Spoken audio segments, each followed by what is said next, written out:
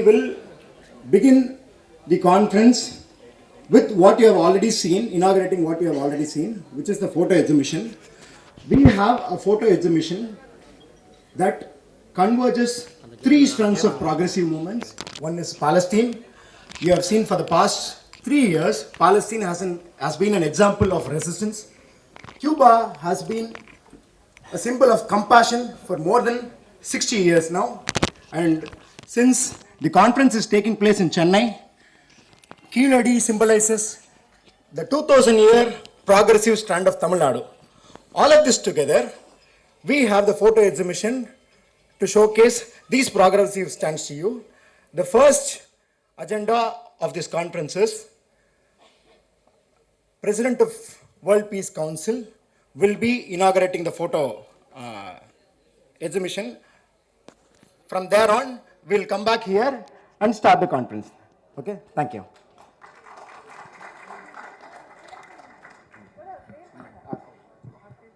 I call upon Mr. Pallav Sengupta, the President of World Peace Council, to inaugurate the photo exhibition that we have outside. As Comrade Mathur had just explained, all of us would be going outside again for a brief moment to view the photo exhibition and to inaugurate it. World Peace Council, for those of you who may be new to this term, is an organization, an anti-imperialist organization, a democratic organization that vouches for mass movement internationally. Especially in these times when American imperialism is clutching at our throats and constricting our freedoms, it is now more than ever important to look at the work of World Peace Council, and that is why we have invited our dear friend and comrade, Mr. Pallav Sengupta from the World Peace Council, who has been elected as the President of the Executive Committee. So he will be inaugurating the photo exhibition. After a brief moment, we will again restart the event here at the stages. So those of you who have not seen the photo exhibition can go again and see it. Thank you.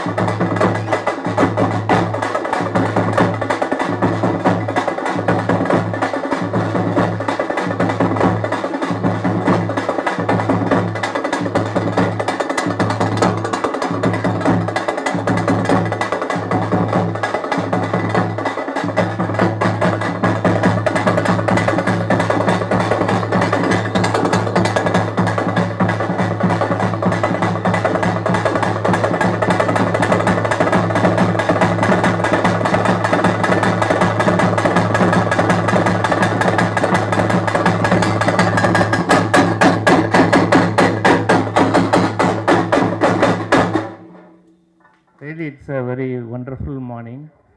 Everybody enjoying the feeling, expecting the peace of the world, and assembling of the students, youngsters, with the guidance of the elders, to achieve something and to prove something that the world without war is what we are needed. And today, it gives me immense pleasure, as usual, and honor to welcome you to the prestigious 24th All India Conference of Indian Society for Cultural Cooperation and Friendship, that is ISCUF. On behalf of the reception committee, it's my overwhelming pride and honor to extend a very warm and respectful welcome to all the dignitaries on the stage and off the stage and the person delegates all over India. Really, it's a wonderful day, well. And we are expecting our Deputy GM and as well as the Minister for Education. They are also going to be here with us and give their blessings to us. At the same time, and Mr. Honorable Mr. Abdullah Abu Saif, Ambassador of Palestine, Honorable Mr. Juan Carlos, Ambassador of Cuba, Honorable Mrs. Mike Diaz, Embassy Secretary Cuba, Honorable Mr. Sergi Asaro, Director Russian Cultural Central Chennai.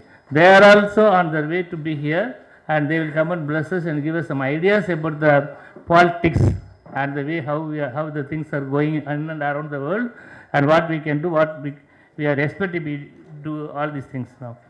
Respected Satish Adhikari, President, Nepal Peace and Unity Council, sir, welcome you, sir. All my best wishes, and then on behalf of the Tamil Nadu State ISCUF, we welcome you all.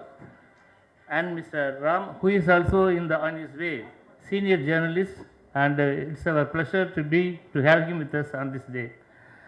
And Mr. Selva Perandaga, he is also on the way.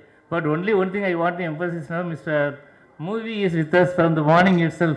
From 9 o'clock itself, he is with us. And he is guiding us. And he is getting all the permissions and then understanding between the Deputy CM and all other persons to be here with us. And we welcome Mr.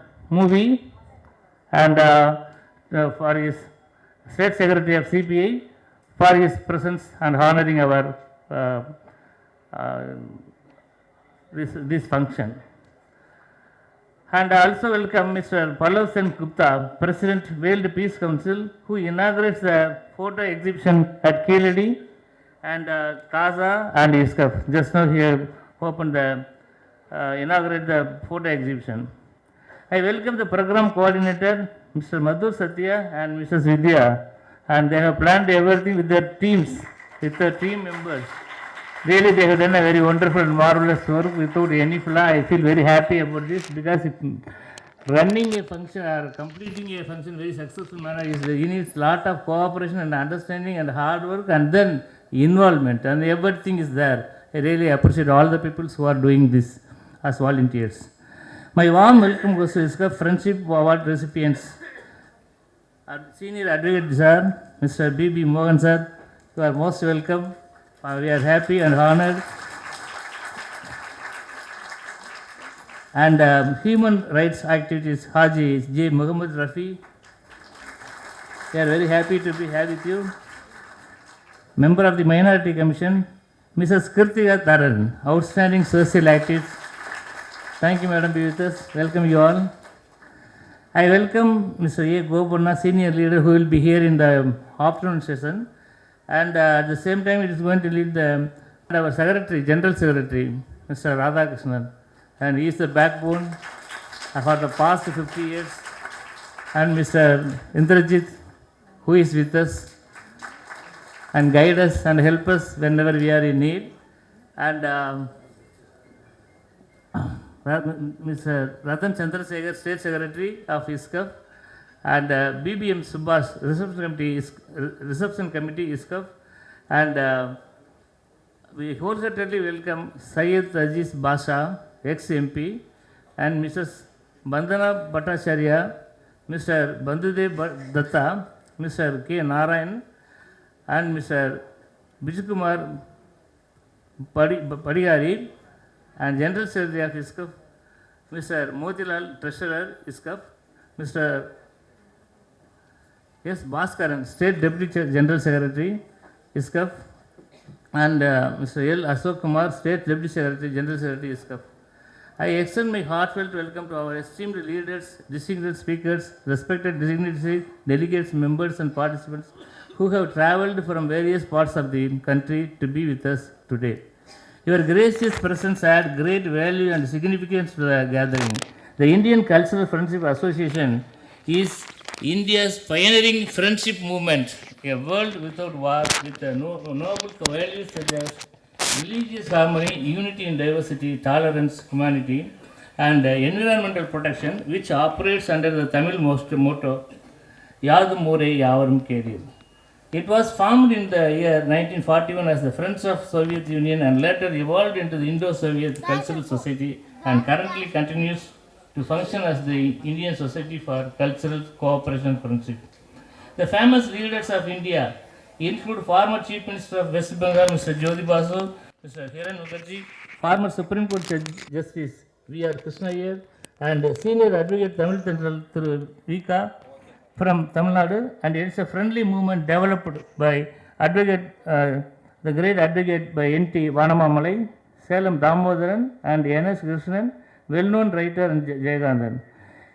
One thing I want to emphasize now. This auditorium is filled up with the people from Kashmir to Kanyakumari. I can very well say that from so many states. That is why I am forced or I am being asked to speak in English or present in English or to read in English, whatever it is within, but it is for the purpose of your understanding. But நான் பேச நினைக்கிறதெல்லாம் தமிழில் தான். ஏனென்றால் தமிழுக்கும் அமுதன்ற பேர் அது எங்கள் உயிருக்கு என்றும் நேர்னு நம்ம படிச்சுட்டு இங்கே பேச வரும்பொழுது சொல்கின்ற வார்த்தைகள் மற்றவர்களுக்கு புரிய வேண்டும் என்பது வேறு. ஆனால் இன்னொன்று சொல்ல முடியுமா, நம்ம தமிழர்கள் மட்டும்தான் எல்லா வகையான தத்துவங்களையும் ரசிப்பவர்கள், ஆனால் மதிப்பவர்கள்னு சொல்ல மாட்டேன், அதன்படி நடப்பவர்கள்னு சொல்ல மாட்டோம். ஏன்னா 1330 குறளையும் எழுதிய பிறகு, அதையும் நமக்கு நடத்திய பிறகு, அதையும் நான் படித்த பிறகு இப்போ நம்ம என்ன பண்ணுறோம், படித்தோம் மார்க் எடுக்கிறோங்கிற அளவில் தான் வச்சுருக்காங்க. படித்தோம் அதன் வழி நடந்தோம் என்று நிற்பதில்லை. ஆனால் இந்த ISCUF என்ன செய்து கொண்டிருக்கிறது என்றால், நாம் எதையெல்லாம் தெரிந்து கொள்கின்றோமோ, எதையெல்லாம் கற்றுக்கொள்கின்றோமோ, இந்த மண், நம்முடைய பண்பாடு, நம்முடைய கலாச்சாரம் எதையெல்லாம் நமக்கு சொல்லிக் கொடுக்கிறதோ அதையெல்லாம் எடுத்து செய்கின்ற ஆற்றல் மிக்க இளைஞர்களை ஒருங்கிணைக்க வேண்டும் என்கிற ஒரு அருமையான பணியை செய்து கொண்டிருக்கின்றது. அதை நான் சென்னையில் பார்க்கும்பொழுது தான் இன்னும் ரொம்ப மகிழ்ச்சியாகவும் பெருமையாகவும் இருக்கின்றது. ஒரு அமைப்பிற்கு தலைவராக இருப்பது என்பது வேறு, அந்த அமைப்பு மிக சிறப்பாக செயல்படுவது வருகின்ற பெருமை இன்னும் மிகப்பெரியது. அத்தகைய பெருமையையும் மகிழ்ச்சியும் நீங்கள் தந்து கொண்டிருக்கின்றீர்கள். அத்தகைய மகிழ்ச்சியும் பெருமையும் இந்த ISCUF இயக்கம் சென்னையிலிருந்து கன்னியாகுமரி வரை இப்பொழுது 22 மாவட்டங்களிலிருந்து மிகச் சிறப்பாக செயல்பட்டு கொண்டிருக்கின்றது. நம்முடைய ராதாகிருஷ்ணன் ஐயாவுடைய அருமையான வழிகாட்டுதலில் அவரோடு துணை நிற்கின்ற அத்துணை மாநில பொறுப்பாளர்கள், மாவட்ட பொறுப்பாளர்கள், மாவட்ட தலைவர்கள் எல்லோரும் சேர்ந்து நடத்தி கொண்டிருக்கின்றோம். இது தொடர வேண்டும். நம்முடைய சிந்தனைகள் எல்லோரிடம் கொண்டு போய் சேர்க்கப்பட வேண்டும். அந்த சேர்க்கப்பட்ட சிந்தனைகள் செயல் வடிவம் பெற வேண்டும். அப்படி செயல் வடிவம் பெறும்போது நம்முடைய அத்தனை எண்ணங்களும் மக்களிடம் போய் சேரும் பொழுது ஒரு போரில்லாத உலகம் என்பது வெறும் வார்த்தைகள் இல்லாமல் வடிவத்திலும் நிஜத்திலும் வர வேண்டும் என்று கேட்டுக்கொண்டு உங்கள் அனைவருக்கும் என்னுடைய மனமார்ந்த நன்றியை தெரிவித்து விடைபெறுகிறேன். நன்றி, வணக்கம். Tall statue for a philosopher who emphasized on equality and fraternity. And ISCUF Tamil Nadu walks in his path, and it is spreading currently in 22 districts of Tamil Nadu. We hope to grow more and spread that philosopher Valluvar's word all over India, which is what he said.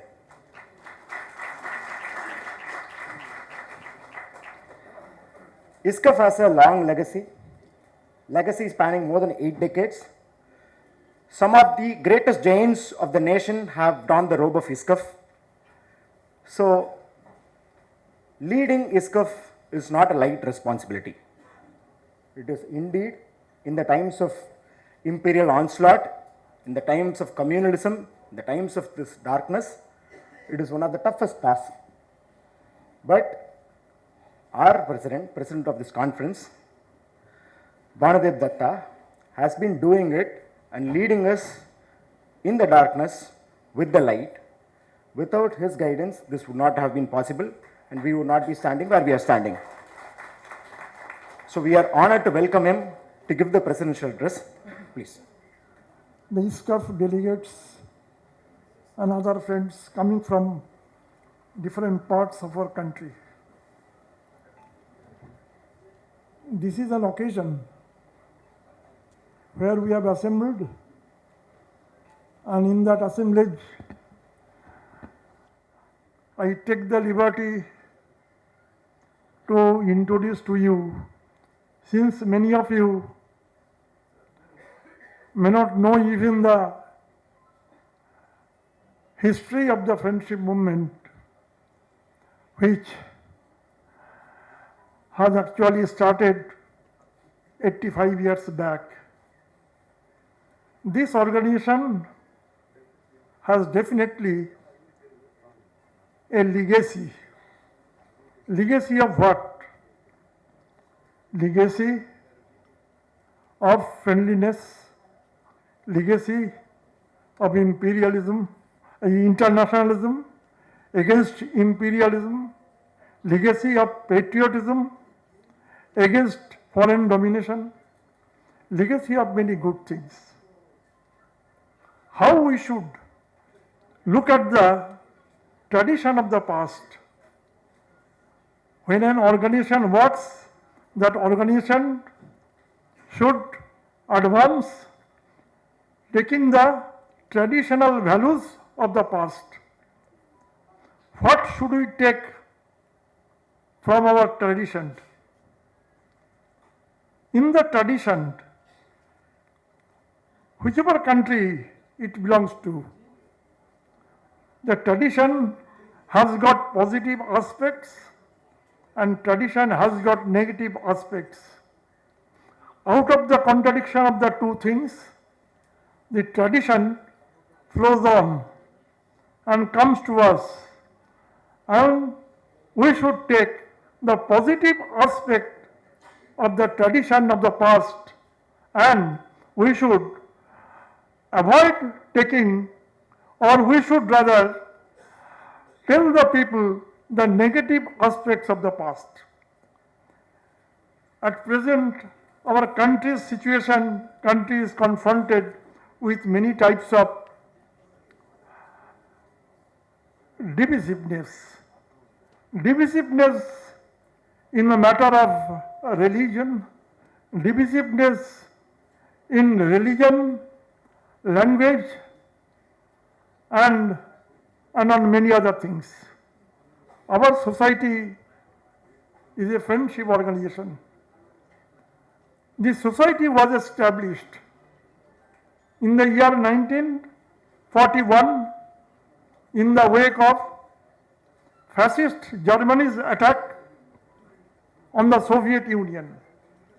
Soviet Union was the socialist country at that time. So fascist hordes, they wanted to demolish the socialism from this earth.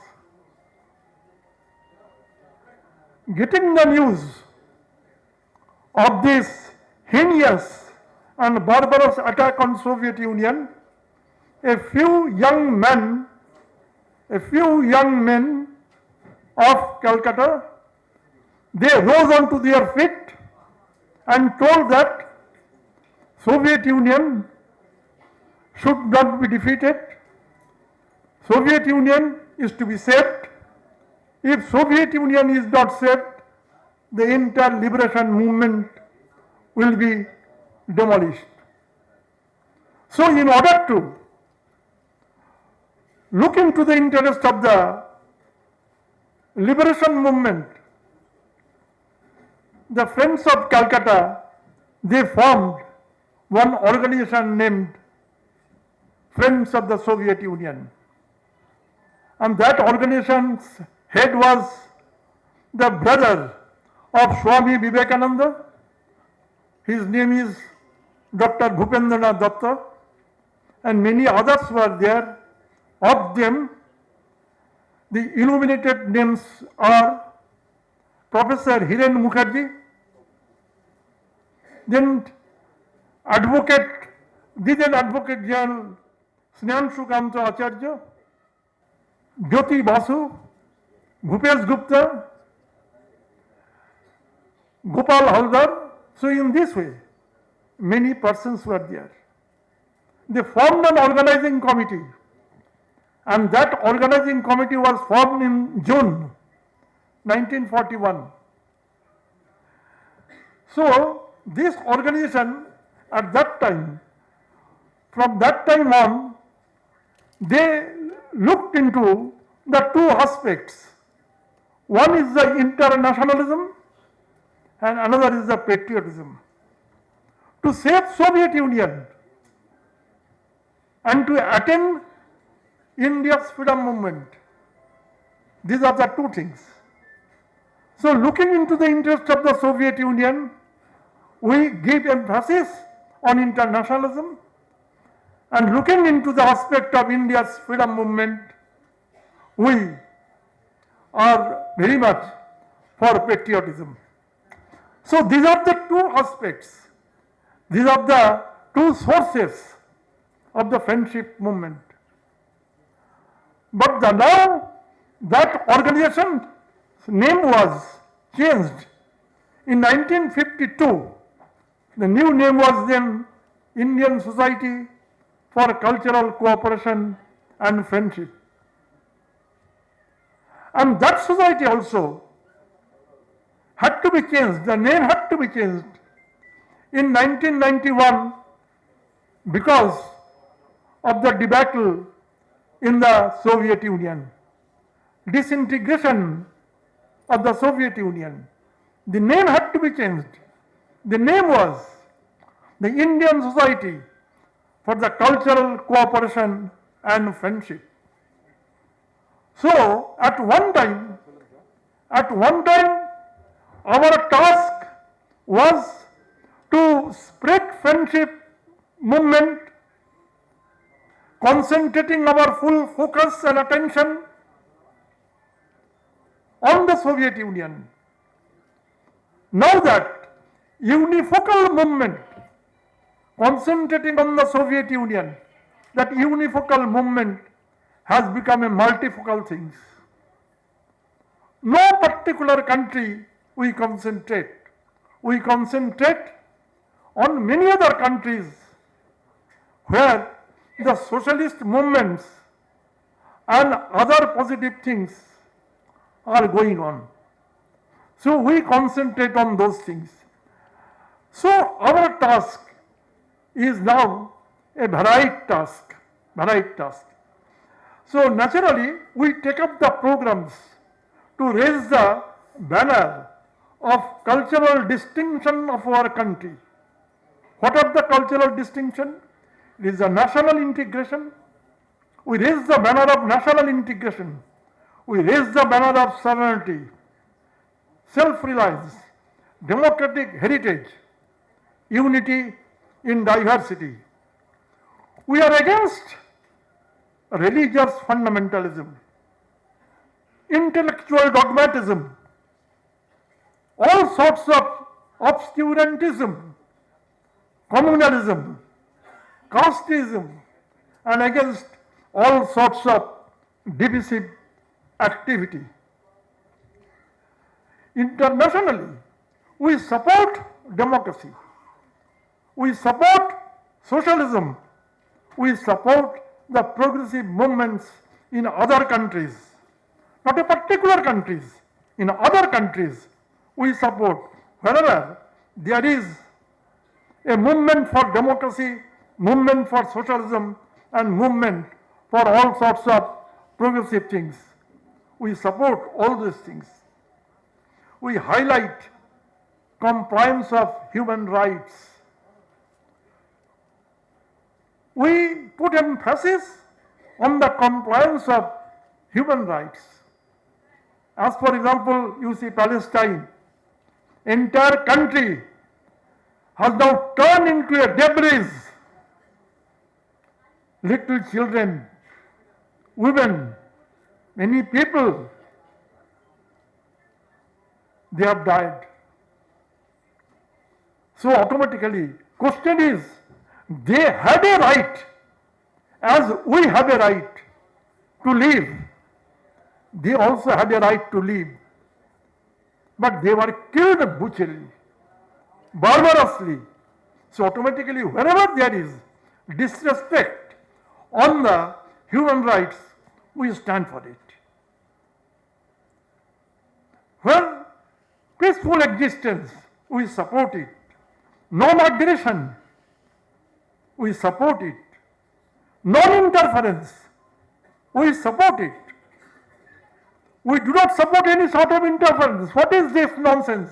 You see, Venezuela, the president and his wife had to be abdicated, and these sort of things demonstrates the barbaric attitude of imperialism. Our society stands against this. We stand against war. We stand against terrorism, stand against violence, and for building a relation with the people of other countries through cultural cooperation, especially with the socialist and erstwhile socialist and CERC countries. So the element of internationalism and terrorism are the two sources, and the friendship and culture of cooperation are the two components. This is the main thing. You see, internationalism and patriotism are our sources, and friendship and cultural cooperation, these two things are the components of the philosophy of our movement. So this being so, we, that is our society, our organization, you see, work on these principles, on the perception of this friendship movement, and for the last 3 years, what we have done, what programs we have taken, what we are going to do in future, all these things will be taken up in our conference. So this conference will be a very good conference, I expect, and all of your blessings will be on our movement. Thanking you. Our comrade is a Marxist in the true sense. He is both an intellectual who propagates philosophy to youngsters and to newcomers, but he is also someone who works on the ground with people, who creates real change, who understands revolution, social justice, secularism from the ground. And we are honored on behalf of ISCUF to invite such a man to speak amongst our midst. He is someone who has been a staunch supporter of the work that we have been doing here in ISCUF, a strong supporter of that we need to do more beyond electoral politics. There is much that needs to be done on the ground, and there's much that needs to be done in order to bring youth into politics. And that has been a strong stance of his. We are very grateful and honored to welcome him on stage, Mr. Todar Movira Pandian. So dear comrades, the revolutionary greetings from all part of the countries. So warm welcome to IAM. Because of Communist Party of India, Tamil Nadu. Comrades, I request, please allow to me our classic language, our mother tongue, Tamil. Please allow to me Tamil. தோழர்களே, நண்பர்களே, தோழர் Fidel அவர்களின் நூற்றாண்டை நினைவில் ஏந்தி இந்த நிகழ்வு நடைபெறுகிறது. நாம் பிடல் பக்கம், அதே போன்று விடுதலைக்காக போராடுகிற பாலஸ்தீனத்தின் பக்கம், இன்றைக்கு தங்கள் விடுதலைக்காக போராடுகிற வெனிசுலாவின் பக்கம். இந்த முழக்கத்தோடு நடைபெறுகிற இந்த மாநாடு ஆழ்ந்த அரசியல் பொருள் செறிந்தது. நண்பர்களே, தோழர்களே, பிடல் வெறும் சொல்லல்ல. ஐக்கிய நாடுகள் சபையில் அவரது முதல் கூட்டமே இன்றைக்கும் அவரது உரையை உலகம் கடந்து சென்று விட முடியாது. ஐக்கிய நாடுகள் சபையை நீங்கள் மாற்றியமைக்க வேண்டும் என்று சொன்னால், உலகத்தில் ஒரு நீதி நிலை பெற வேண்டும் என்று சொன்னால், பிடல் கருத்துக்களை யாரும் அவ்வளவு எளிதில் கடந்து சென்று விட முடியாது. எனது கூற்று சரியாக இருக்குமே, ஆனால் பிடல் தான் முதல் முறை ஐநா சபையை மாற்றி அமைக்க சொன்னார். உலகின் மிகப்பெரிய நிலப்பரப்பு கொண்ட ஒரு நாடு இந்தியா, உலகின் ஆக சிறந்த பண்பாடு கலாச்சாரங்களை கொண்ட நாடு இந்தியா, உலகில் இதுவரை எந்த நாட்டின் மீதும் யுத்தம் தொடுக்காத இந்தியா, ஆக எல்லாவற்றிலும் முதன்மையாக இருக்கிற இந்தியாவை கடந்து பாதுகாப்பு கவுன்சில் அமைக்கப்பட்டிருக்கிறது. எனவே இது பொருள் இழந்துவிட்டது. பாதுகாப்பு கவுன்சிலை திருத்தி அமைத்து அதில் இந்தியாவை இடம்பெற செய்ய வேண்டும் என்ற முதல் குரலே தோழர் பிடல் அவர்களின் குரல் தான். அது சாதாரணமானதல்ல. இன்றைக்கு கியூபா தத்தளிக்கிறது, அதை நெருக்குகிறது அமெரிக்க ஏகாதிபத்தியம். ஆனால் இந்தியா உலகின் தலை சிறந்த ஜனநாயக நாட்டினுடைய பிரதமர் பார்வையாளராக இருந்துவிடக்கூடாது என்பதுதான் இதனுடைய பொருள். ஆக சிறந்த உலகத்தின் நாடாளுமன்ற ஜனநாயகத்தை கொண்டிருக்கிற ஒரு நாடு காசாவை பார்த்து கொண்டிருக்கக்கூடாது, வெனிசுலாவை பார்த்து கொண்டிருக்கக்கூடாது. வெனிசுலாவின் எண்ணெயை வாங்குவது என்பது அபகரிக்கப்பட்ட ஒரு பொருளை குறைந்த விலைக்கு வாங்குவது போல், வேறு மொழியில் சொல்வதென்றால் திருடப்பட்ட ஒரு பொருளை குறைந்த விலைக்கு வாங்குவது போல். இந்தியா எப்போதும் அதுபோல் ஒரு பொருளை வாங்கிவிடக் கூடாது. நமக்கு ஈரான் இருக்கிறது, ரஷ்யா இருக்கிறது, அரபு நாடு இருக்கிறது, அங்கே வாங்கலாம். பிடல் இன்னொன்றையும் பிடல் அதே ஐக்கிய நாடுகள் சபையில் சொன்னார். உலகத்தை மேலாதிக்கம் செய்கிற அமெரிக்காவும் ஐரோப்பாவும் ஒரு கூட்டணியாக இருக்கிறது. ஐரோப்பாவும் அமெரிக்காவும் ஒரு கூட்டு செய்வல் இருக்கிறது, ராணுவ கூட்டு செய்வல், வர்த்தக கூட்டு செய்வல். இது ஏன் ஆசியாவுக்கு பொருந்தாது, இது ஏன் தென் அமெரிக்காவுக்கு பொருந்தாது என்று அவர் சொன்னார். அன்றைக்கு அவ்வளவு ஆழமாக அது உரைக்கவில்லை, ஆனால் இன்றைக்கு ஆசியாவுக்கு அது பொருந்துகிறது, உலகுக்கு பொருந்துகிறது என்றுதான் பிரிக்ஸ் எழுகிறது. டாலர் தான் உலகை தீர்மானிக்கிறது. உலகத்தின் செல்வ பலம் எல்லாம் அமெரிக்காவின் காலடியில் வந்து சேர்வதற்கு காரணம் டாலர். எனவே இந்த டாலருக்கு மாற்றை உலகத்தின் எந்த நாடாக இருந்தாலும் அவரவர் நாணயத்தில் தொடங்குவதற்கு கியூபாவின் கதவுகளை திறந்து விடுகிறேன் என்று சொல்லி முதலில் டாலருக்கு எதிராக முழங்கியவரும் தொடர் பிடல். இவையெல்லாம் சாதாரணமானதல்ல. அவர் சொன்னது நமக்கு இன்னும் ஆச்சரியம் அளிக்கும். வெனிசுலாவில் எண்ணெய் அதிகமாக இருக்கிறது, ரஷ்யாவில் எண்ணெய் அதிகமாக இருக்கிறது. ஆனால் எண்ணெயை வாங்குகிறவர்கள் ஒரே மாதிரி இல்லை. நம்மிடம் அந்த கருப்பு தங்கம் குரூட் ஆயில் இருக்கிறது, அதான் உலகை இயக்குகிறது. ஆனால் அதை வாங்குகிற சக்தி அமெரிக்காவுக்கும் ஆப்பிரிக்காவுக்கும் ஒன்றல்ல. வளர்முக நாடுகள், ஏழை நாடுகள் வாங்கும் சக்தி இல்லாமல் தவிக்கிற பொழுது ஒபேக் அதே விலை வைப்பது நியாயம் அல்ல. எனவே வாங்கும் சக்திக்கு ஏற்றார் போல் விளை வைக்க வேண்டும். அமெரிக்காவுக்கும் ஐரோப்பாவிற்கும் ஒரு பீப்பாய் 1 லட்சம் ரூபாய் என்று சொன்னால் 1000 ரூபாய்க்கு வளர்முக நாடுகளுக்கும் ஏழை நாடுகளுக்கும் தருவது குறித்து ஒபேக் சிந்திக்க வேண்டும் என்று முதலில் துணிச்சலாக முன்மொழிந்தவரும் தொடர் பிடல். இவையெல்லாம் மிக சாதாரணமானதல்ல. எனவேதான் சொல்கிறோம், பிடல் வெறும் சொல் அல்ல. பிடல் ஒரு திசை, நாடாளுமன்ற ஜனநாயகத்திற்கான திசை.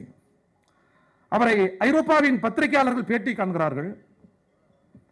உங்கள் நாட்டில் சர்வாதிகாரம், ஒரு கட்சி ஆட்சி முறை நீடிக்கிறது, சர்வாதிகாரம் நீடிக்கிறது, ஜனநாயகம் வளர்ந்து வருகிற ஒரு யுகத்தில் நாம் வாழ்கிறோம், நீங்க ஏன் ஜனநாயகத்தின் கதவுகளை மூடுகிறீர்கள் பிடல் என்று கேட்டபொழுது ஒரு பிரான்ஸ் நாட்டினுடைய பெண் நிருபர் கேட்கிறார். அதற்கு பிடல் அளித்த பதில், ஆம், நாங்கள் ஜனநாயகத்தை கற்கத்தான் நாங்கள் விரும்புகிறோம். எப்பொழுதுமே அதற்கான சிந்தனை கதவுகள் திறந்திருக்கிறது. ஜனநாயகத்தை கற்பதென்று நாங்கள் முடிவெடுத்து விட்டால் அந்த ஜனநாயகத்தை இந்தியாவிடமிருந்து கற்போமே தவிர அமெரிக்காவிடமிருந்து ஒருபோதும் கற்க முடியாது எங்கள் என்று சொன்னவர் பிடல். அப்படின்னா இந்திய ஜனநாயகம், இந்திய சமூக அமைப்பு நமக்கு உடன்பாடு இல்லை, ஆனால் இந்திய நாடாளுமன்ற ஜனநாயகம் அவர் தான் சொன்னார். சிரித்துக் கொண்டே சொன்னார். இந்த சொல் எத்தனை பேருடைய சபைகளில் விழுந்திருக்கும் என்று தெரியவில்லை. அறிவில் சிறந்தவர்கள் அதை தேக்கி வைத்திருப்பார்கள். இந்திய ஜனநாயகம் பற்றி ஒரு வரியில் சொல்லுங்கள் என்று சொன்னார். அவர் தான் சொன்னார், டான்ஸ் ஆஃப் டெமோக்ரஸி என்று சொன்னார். அம்பேத்கர் நேரும் பெஸ்டிவல் ஆஃப் டெமோக்ரஸி என்று இந்தியாவை சொன்னார்கள் அல்லவா? உலகத்தில் நாட்டியம் புரிகிற ஜனநாயகம் இந்திய ஜனநாயகம் என்று சொன்னவர் தோழர் பிடல் காஸ்ட்ரோ. எனவே பிடலுக்கும் இந்தியாவுக்குமான நெருக்கத்தை, இந்த அரசியல் ஆழத்தை, இந்த சர்வதேசிய கூறுகளை எப்படி இந்தியாவோடு அவர் பின்னி பிணைந்தார் என்பதை அவ்வளவு எளிதில் கடந்து சென்று விட முடியாது. இன்றைக்கு கியூபாவை நெருக்குகிறார்கள். கியூபா தத்தளிக்கிறது. இந்தியா தன் கடமை செய்ய வேண்டும் என்று நாங்கள் கூறுகிறோம். உலகத்தில் ஈடு செய்ய முடியாத, அருகில் யாரும் ஒப்புமை செய்ய முடியாத மகத்தான ஜனநாயகத்தை நாம் பெற்றிருக்கிறோம். நமது மேதைகள் நமக்கு வழங்கியிருக்கிறார்கள். நம்மிடம் அமெரிக்காவோ பிரிட்டனோ அருகில் இருக்க முடியாது. Very most tolerance democracy in the world compare with US and Britain. Tolerance democracy இந்தியாவுடைய டெமோக்ரஸி, அது அருகில் கூட வர முடியாது. அத்தகைய ஜனநாயகத்தின் பிரதமர் கியூபாவின் கழுத்துக்கள் நெரிக்கப்படுகிற போது வேடிக்கை பார்ப்பது என்பது பாண்டுங் மாநாட்டுக்கு அழைக்கப்படுகிற தீங்கு. இந்தியாவின் சர்வதேச முகத்தை சிதைப்பது. நேரு, டிட்டோ, நாசர், ஹூனு, இந்த மகத்தான மேதைகள் இந்தியாவிற்கான அயலுறவு முகத்தை அளித்தார்கள். நேருதான் இந்த பஞ்சசீல கொள்கையை உலகுக்கு அளித்தார். அதுதான் இன்றைக்கு உலகத்தின் வாசல். அதை அடித்து நொறுக்குகிறது அமெரிக்காவும் பிரிட்டனும். தவறு என்று சொல்லக்கூட இன்றைக்கு இந்தியாவால் முடியவில்லை என்று சொன்னால் உலகத்தின் மிகப்பெரிய பிரதமரே இன்றைக்கு கேள்விக்குறியாகி நிற்கிறார். எனவே நண்பர்களே, நான் அந்த அரசியலுக்குள் செல்ல விரும்பவில்லை. ஏகாதிபத்தியத்தை எதிர்த்து நிற்கிற ஒரு அரசியல், வெனிசுலா போல், பாலஸ்தீனம் போல், ஈரான் போல் அந்த துணிச்சல் இன்றைக்கு தேவைப்படுகிறது. போராடுகிற அந்த மக்களின் பால் ஒரு ஒருமைப்பாட்டை தெரிவிக்க வேண்டிய அவசியம் நமக்கு இருக்கிறது. இது நமது மரபு, இது நமது அயலுறவு முகம், இதான் இந்தியாவின் திசை.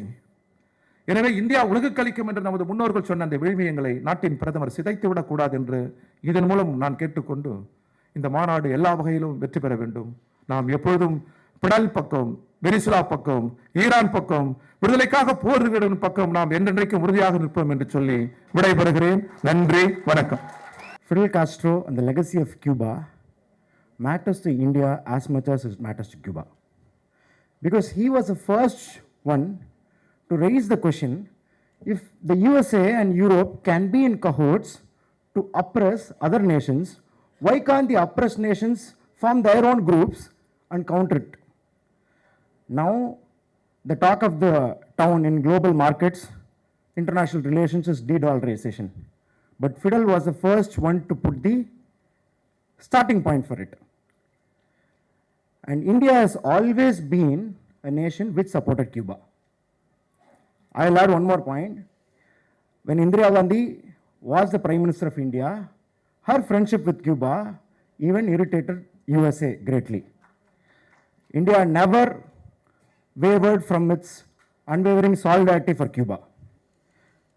And Comrade Veerapandiyan hopes that the current leadership should go in the same path, not be a silent spectator to the imperious onslaught on Cuba and nations like Cuba, because we have more to share with Cuba than with US or Europe.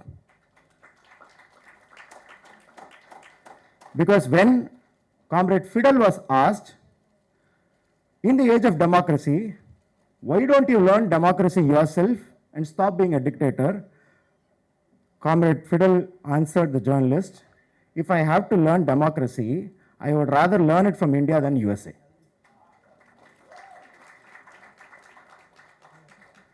Such is the bond between Cuba and India, which is why we arranged this conference in mind that we should invite the delegates from Cuba to share this precious moment with us. But unfortunately, because of the very imperious onslaught that we have been talking about, there is an ongoing diplomatic situation due to which Cuba delegates could not be here today. But this conference, and as true constitution-loving Indians, we know if not Cuba, nobody can over such constraints. Cuba has done it dozens of times. It will do again. We know it. We know it like our back of our hands.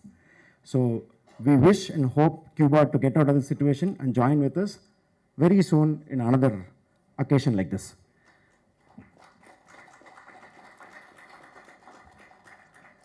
When we are talking about Cuba, we should also remember ISCUF 24th National Conference is the only stage that shared images with Castro, Maduro, and Arafat.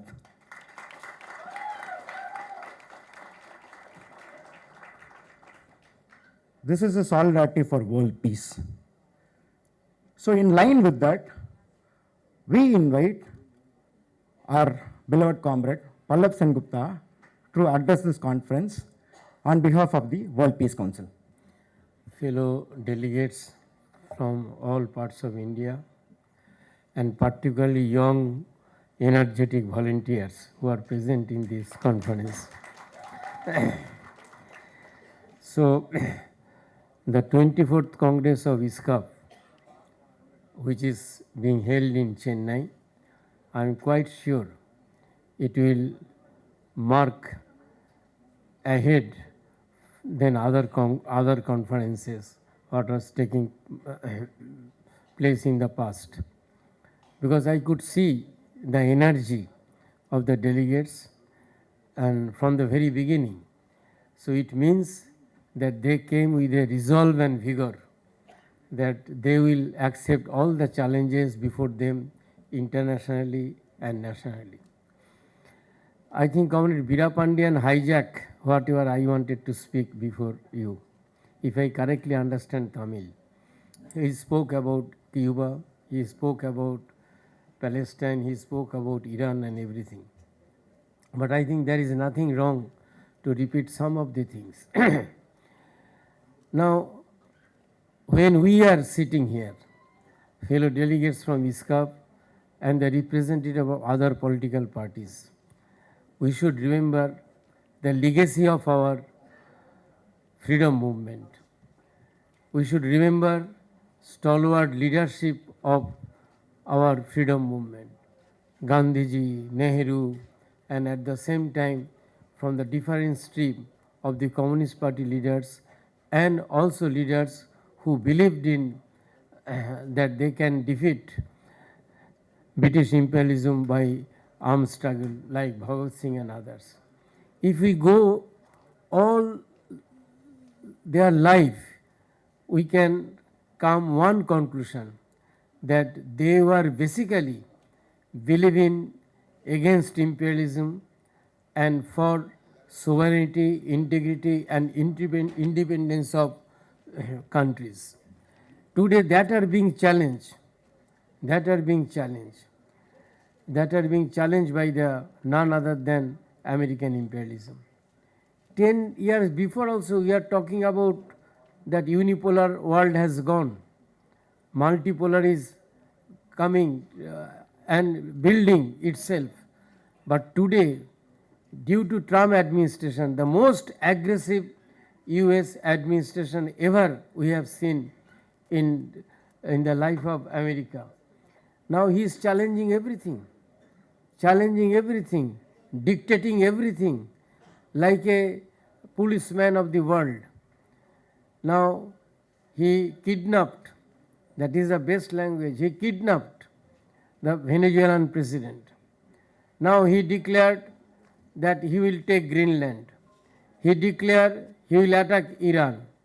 He declared Gaza will be his entertainment place.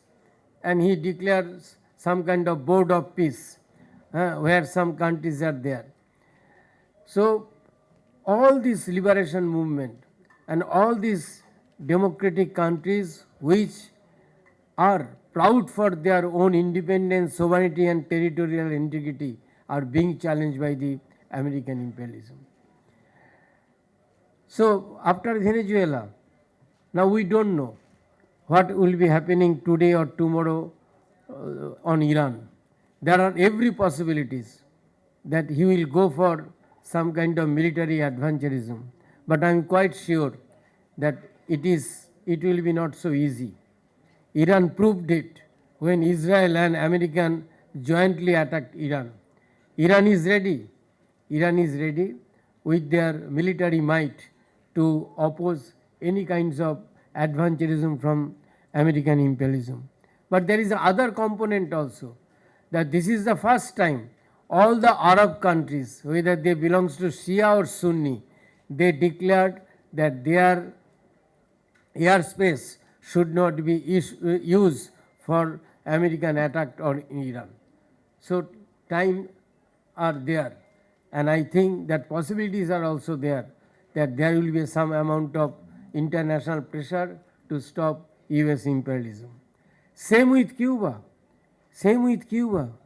a country fighting for last 67 years against the American blockade, and a country, America sends bomb and Cuba says the alternative, they sends doctors, thousands of doctors to the different countries. Cuba sends teachers, thousands of African countries, thousands of teachers to the African countries to eliminate the illiteracy. So that country is being attacked. What is their crime? Because they have decided their own path of development, that they said we believe in socialism with Cuban characteristics. We are against any kind of oppression or aggressions. Comrade Ramesh Chandra, who was the president of World Peace Council, always saying one thing, Cuba stands for the world, so world stands for the Cuba. It is really true. Till today, South America could not have been getting independence if the Cuban army, along with the Angolan MPLA, they are not fighting against the apartheid regime. Cuba is such a country. While they need solidarity, they never hesitate to declare solidarity with other countries. You remember the COVID? When at the COVID period, when every countries are just trying, okay, His Excellency Palestinian ambassador has come to give a big hand.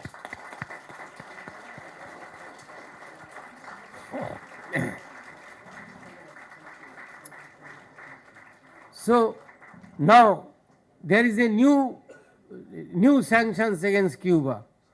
After attacking on Venezuela, US forced the present Venezuelan leadership that you cannot send oil to Cuba. They force Mexico that you can have humanitarian support to the people of Cuba, but not oil. And without oil, without fuel, how Cuba will survive? How Cuba will survive? Because they don't have a big reserve of fuel. Their hospitals, all the institutions running on generator, and that needs fuel. So now America wanted to destroy Cuba, but I am quite sure that entire world who are now in the street in support of Cuba, they will not allow American to fulfill their objectives. Now Palestine, it is not by chance that Palestinian ambassador is here, so I am talking about Palestine. No. Palestine and India, we have some kind of blood relations. Comrade, I don't know whether I should him comrade or maybe in another word, Mahatma Gandhi, not today. In 1934 in Horizon paper, he said that Palestinians have right their own independent state. If the French has a France, if the English people has a British, then our Palestinian people should have their own independent state. And from there till 1991, we are with Palestine. Even Nehru once said that our independence will not be total if Palestinian state is not getting their independence. Such a relation we have with India and Palestine. But after 1991, when on one hand Soviet Union and other socialist country collapsed, and India took a new road of new LPG liberalization, privatization and globalization, then we had a relation with Cuba, but in a consular level. Then we developed in a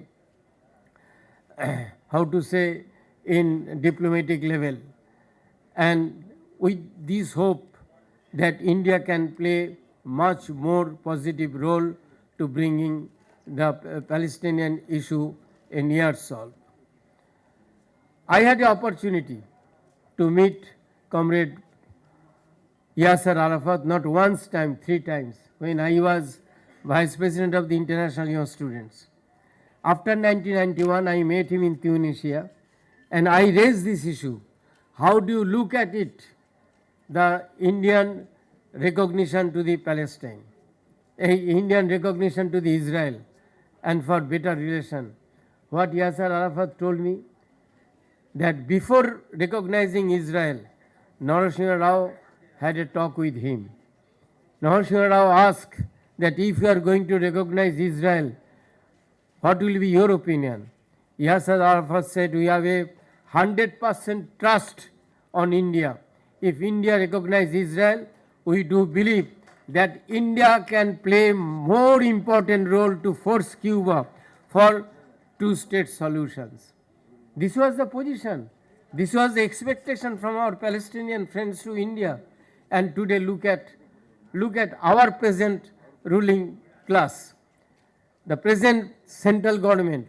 Yesterday, 83 countries passed a resolution in United Nations demanding that Israel should stop its ongoing occupation in West Bank and stop attack on Palestinian people.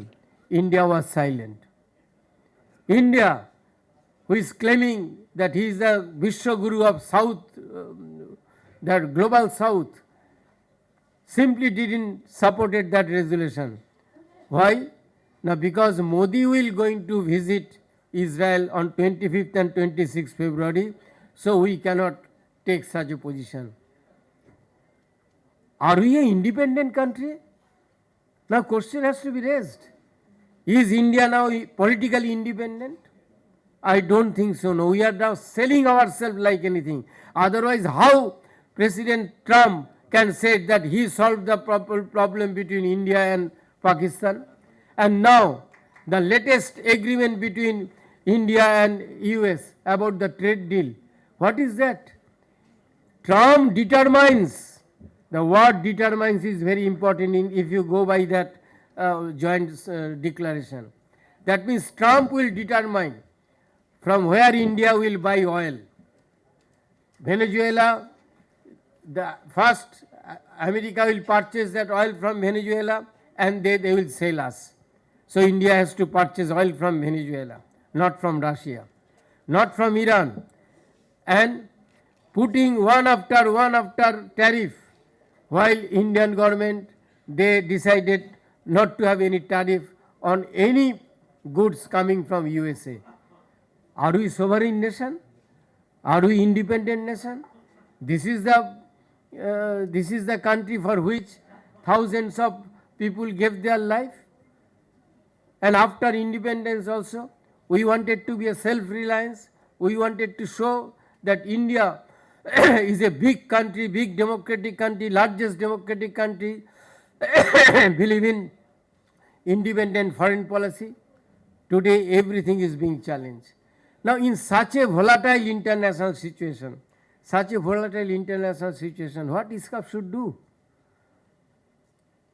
What is the task of ISCUF? Not only will support Palestine, and you see what happened, there is nothing wrong to hide.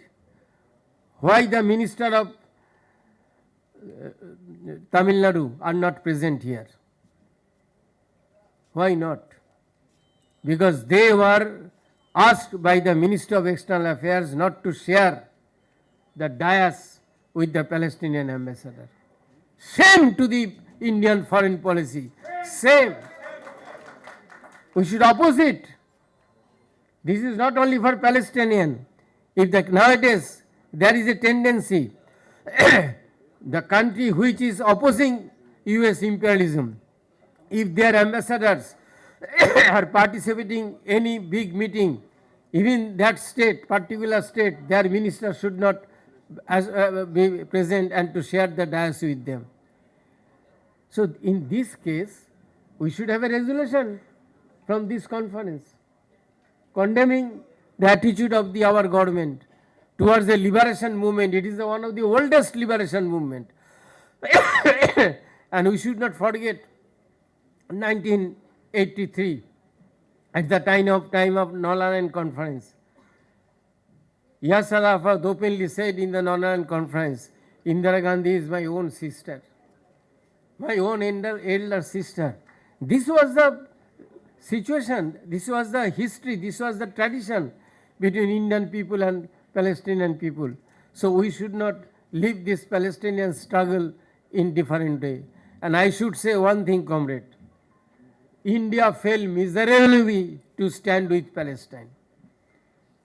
You just see in the Facebook, millions of people are in the street. Even in the Western Europe, millions of people are in the street in support of Palestine. What we have done in India? What we have done in India? Maybe we organize hundreds of small meeting and seminar. But where is that India who stood in support of Vietnam, declaring Tomar naam, Amar naam, Vietnam, Vietnam, your name, my name is Vietnam, Vietnam. Where is that India who supported Nelson Mandela?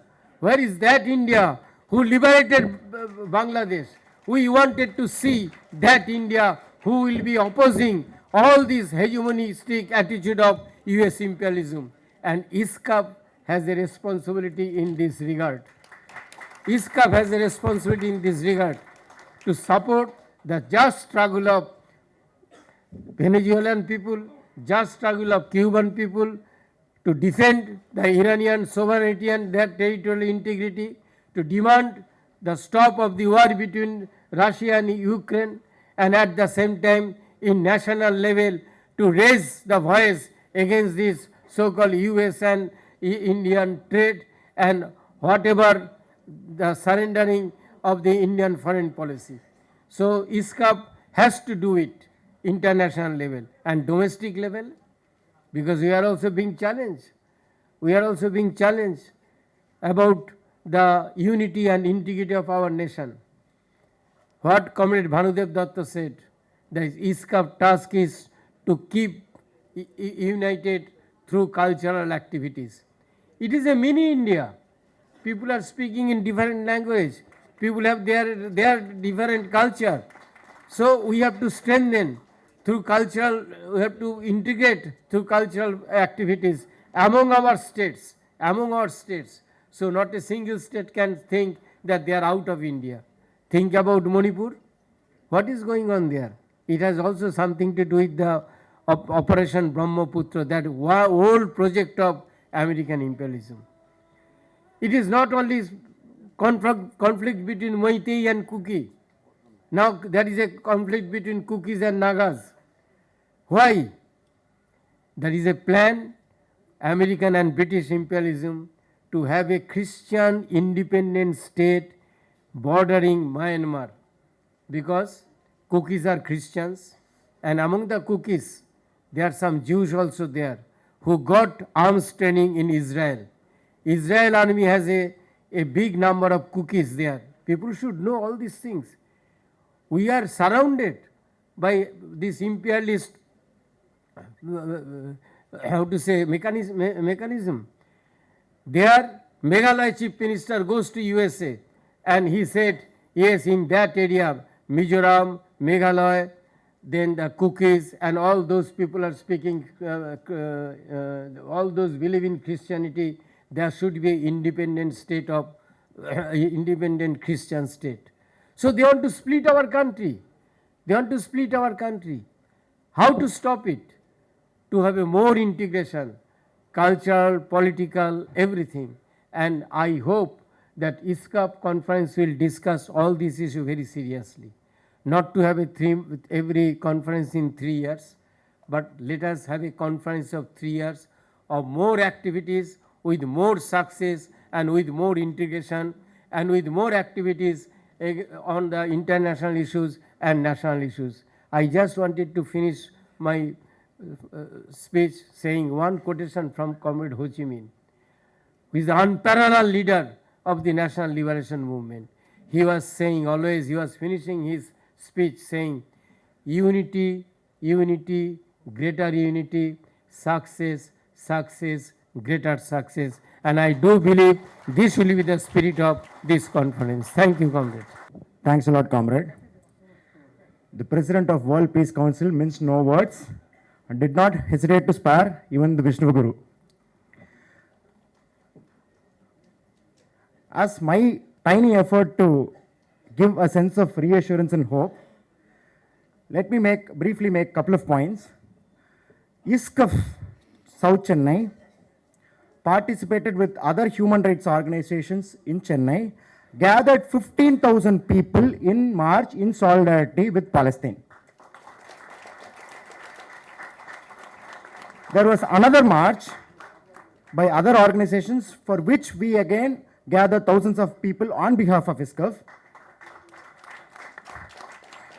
Due to this continued effort in Tamil Nadu, despite Vishwaguru's scheme, Tamil Nadu State Assembly passed a resolution in favor of Palestine. You know why Tamil Nadu is like that?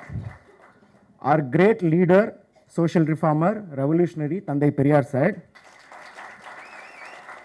Palestinians may be from Arab soil, but they are Dravidians from Arab soil.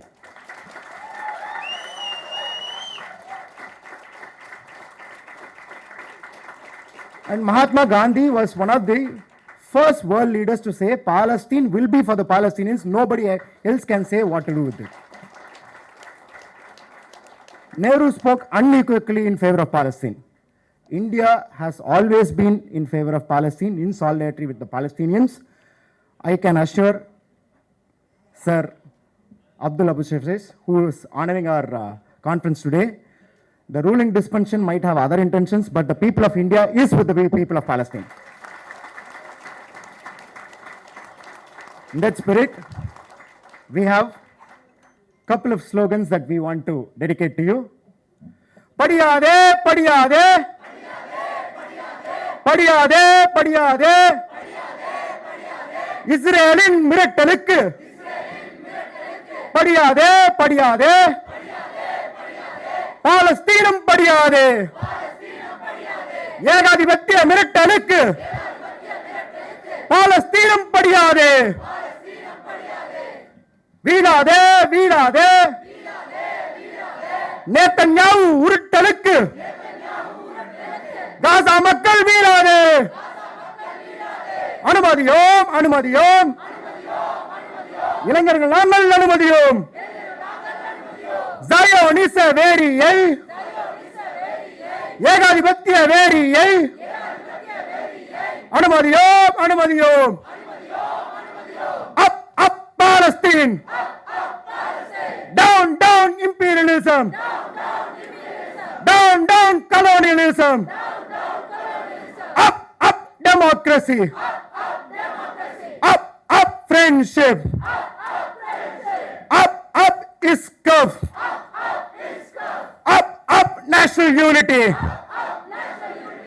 Thank you for your support, comrades.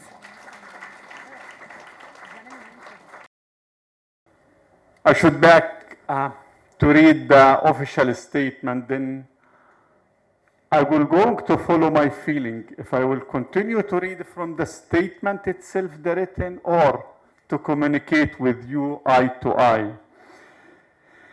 It is a great honor to participate in the 24th All India Conference of Indian Society, of the Indian Society for Culture, Cooperation and Friendship in Chennai. I extend my sincere appreciation to the organizer, comrades, and the friends who continue to uphold the value of peace, solidarity, justice, and international cooperation. I am especially grateful to the comrade Bijay Kumar, General Secretary of ISCUF, for the kind invitation and his dedicated effort in organizing this important conference. Honorable Minister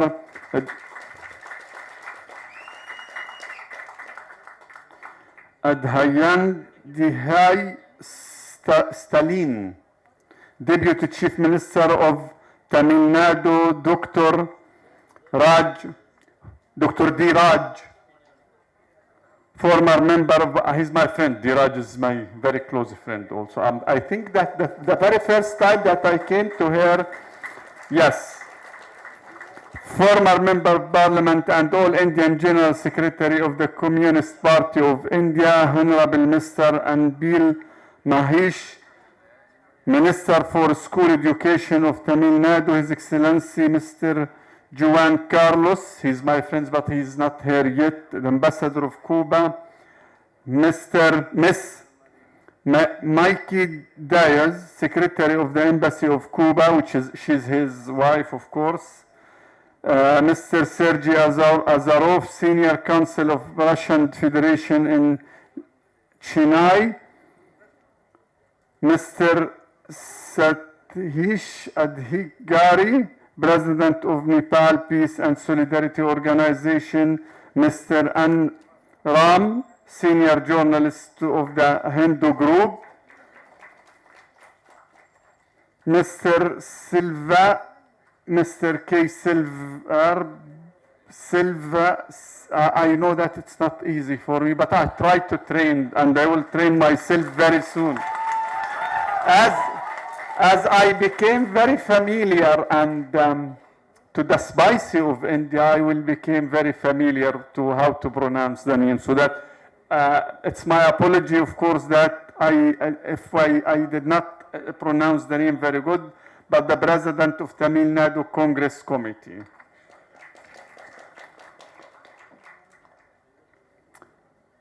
And also Mr. M.U. Verabandian, State Secretary of CBI, and all represented comrades, all of you, of course, leaders, activists, scholars, and representatives of international peace and solidarity movement gathered here today. I mean, all of you without no exceptional. Comrades and friends, this conference affirmed that peace is not the absence of war, but the presence of justice and dignity. This is the essence of our leftist, as a leftist people, and I'm very proud that I'm a leftist, of course. But as a leftist people, this is the essence of our struggle long time ago, 100 years, more than 100 years. It might not be, it was not declared that we are leftists or our president, descendant was president was leftist.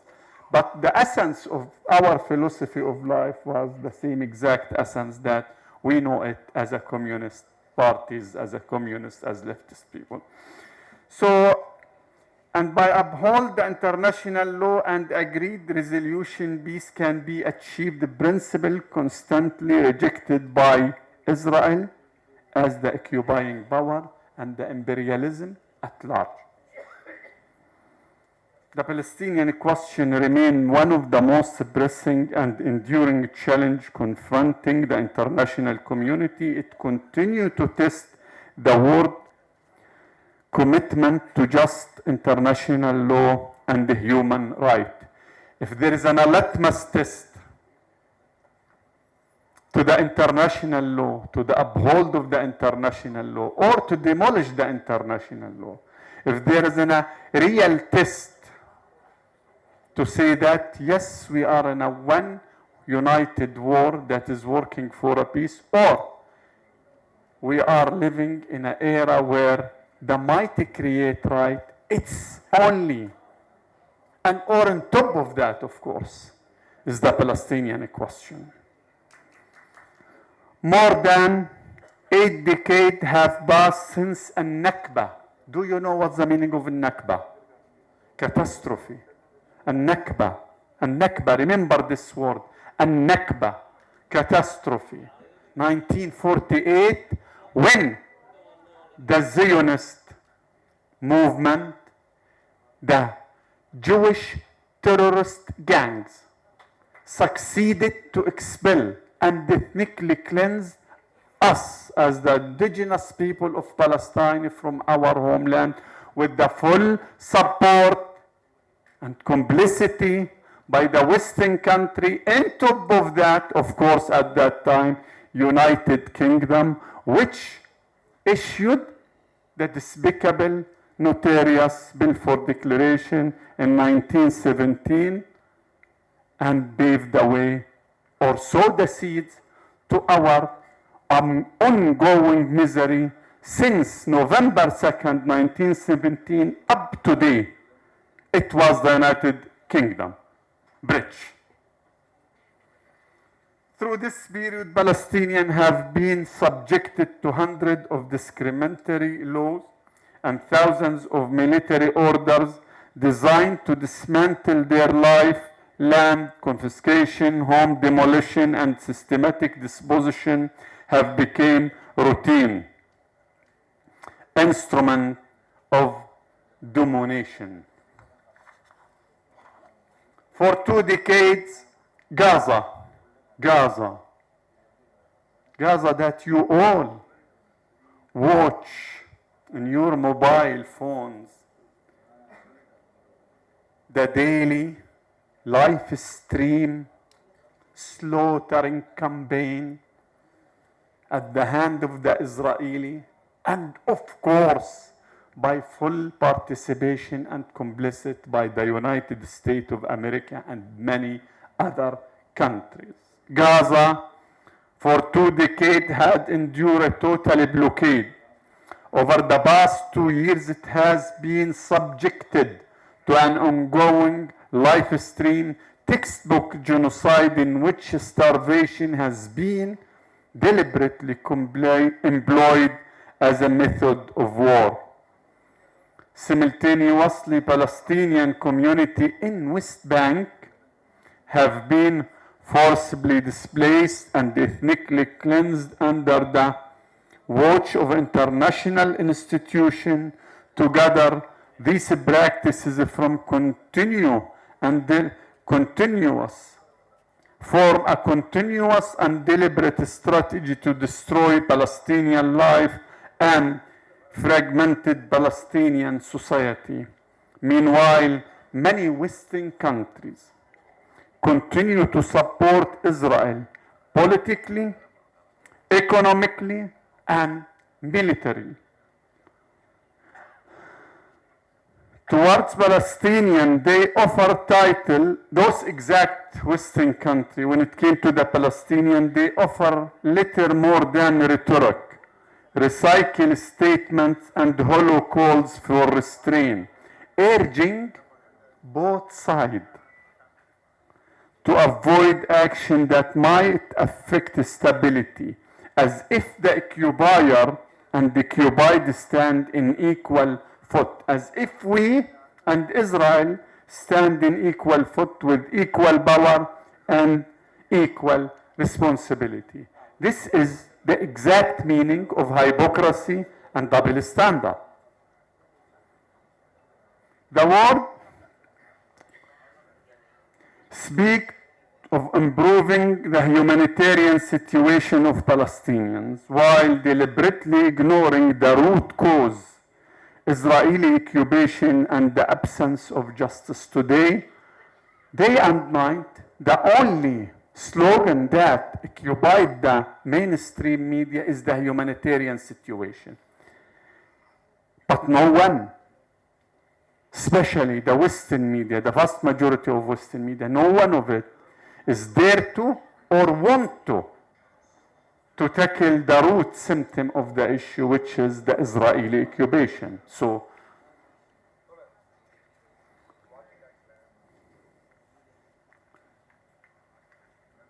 this stance contrasts sharply with the approach taken towards Russia, against which nearly 30,000 different types of sanctions were imposed. Israel, by comparison, faced none. Let me repeat this. Russia had faced nearly 30,000 different types of sanctions during the last 4 years. When it comes to Israel, 2 years and still ongoing, a live stream textbook genocide, 0 sanctions. Again, this is what we can loud and clear call it hypocrisy and double standard. This is neither oversight nor ambiguity. It is the clearest expression of hypocrisy and double standard in the contemporary international system. Comrades, we the Palestinians firmly believe that sustainable peace can only be achieved through justice, respect for human dignity, and realizing of our legitimate right, including the right to self-determination. You here in India, 8 decades ago, something like this, became a free people based on one very principal right, which is the right to self-determination. We, the Palestinians, had been denied this right to self-determination. Every year, there is a GA resolution that's called for a right to self-determination to the Palestinian people. India, of course, voting in favor of this resolution, used to, still, and will continue to do so. But Israel and the United States of America and some other country voting against our very basic human right to self-determination.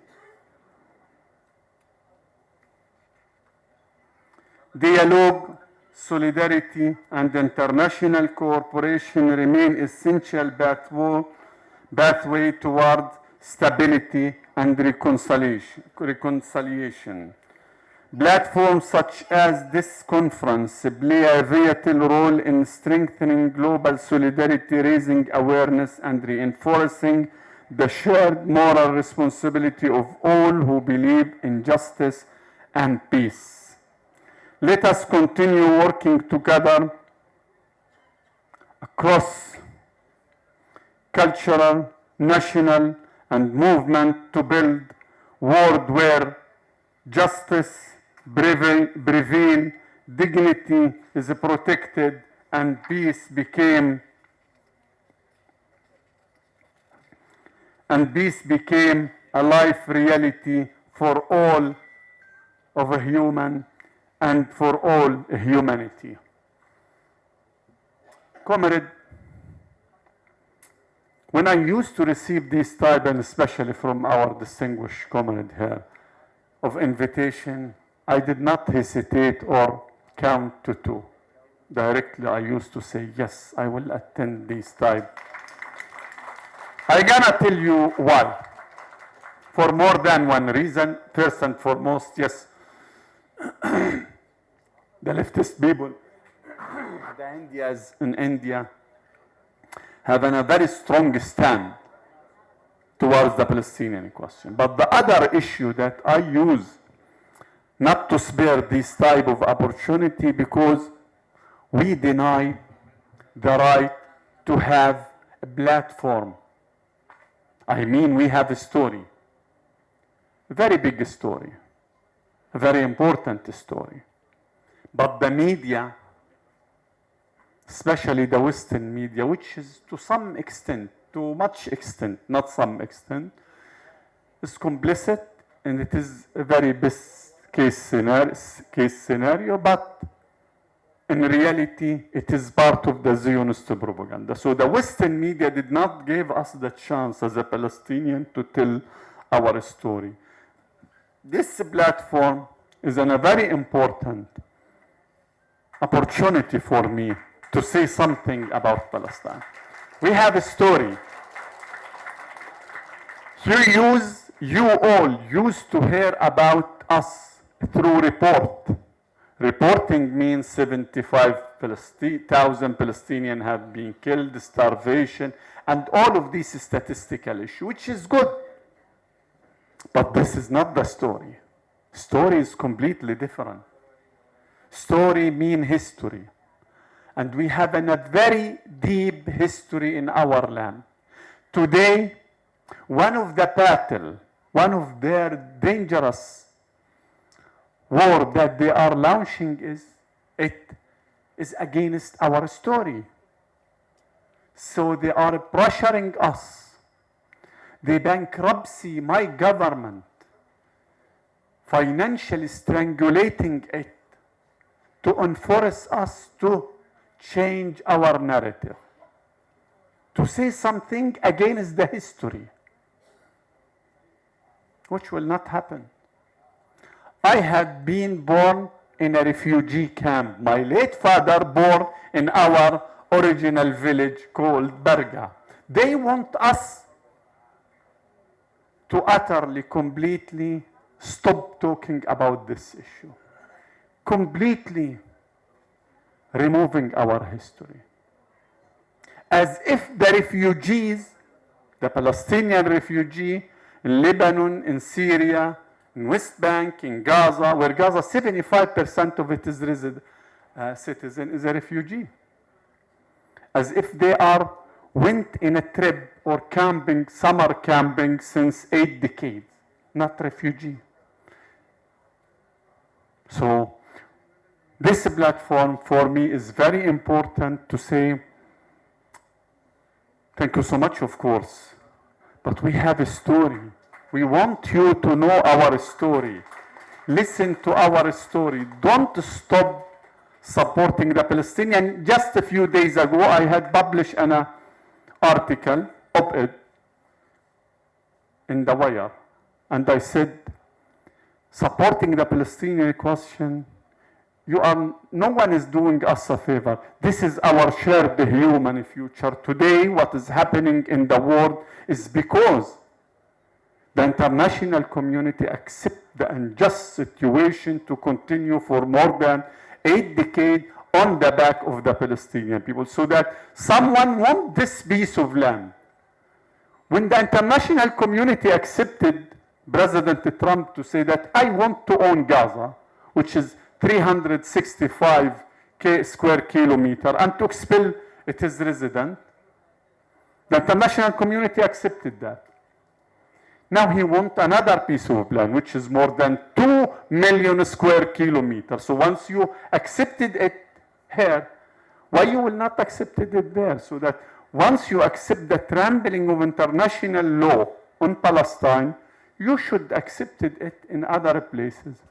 That have been said, comrade, Palestine, again and again and again. Question of Palestine is the litmus test for our one shared human future. Let us be united, work together to make sure as a human being we have one safe, just human future. No one of us choose his religion, his sex, his nationality. It's a given. But all of us today, while we are gathering here, choose one thing, is to be human, to be united, and to work together for one shared human future. Long live India. Long live Cuba. Long live Palestine. Long live our very shared human future. Long live our solidarity, our unity as a human. Remember, long live our unity as a human. We again have one human future. Let us work hard to make sure there is a place to everyone. This future is safe to everyone. Thank you so much indeed.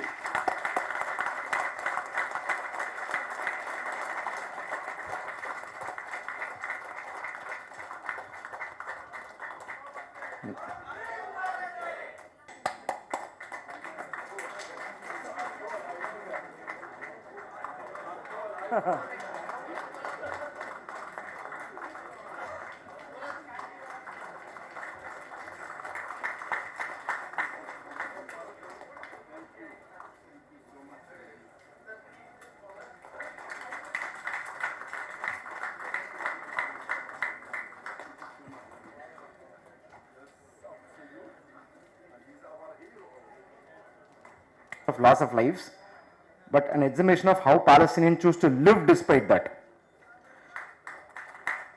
When we talk about the sacrifice of Palestinians in the last 3 years, we also came to know about sacrifice of one other community, that is a community of journalists.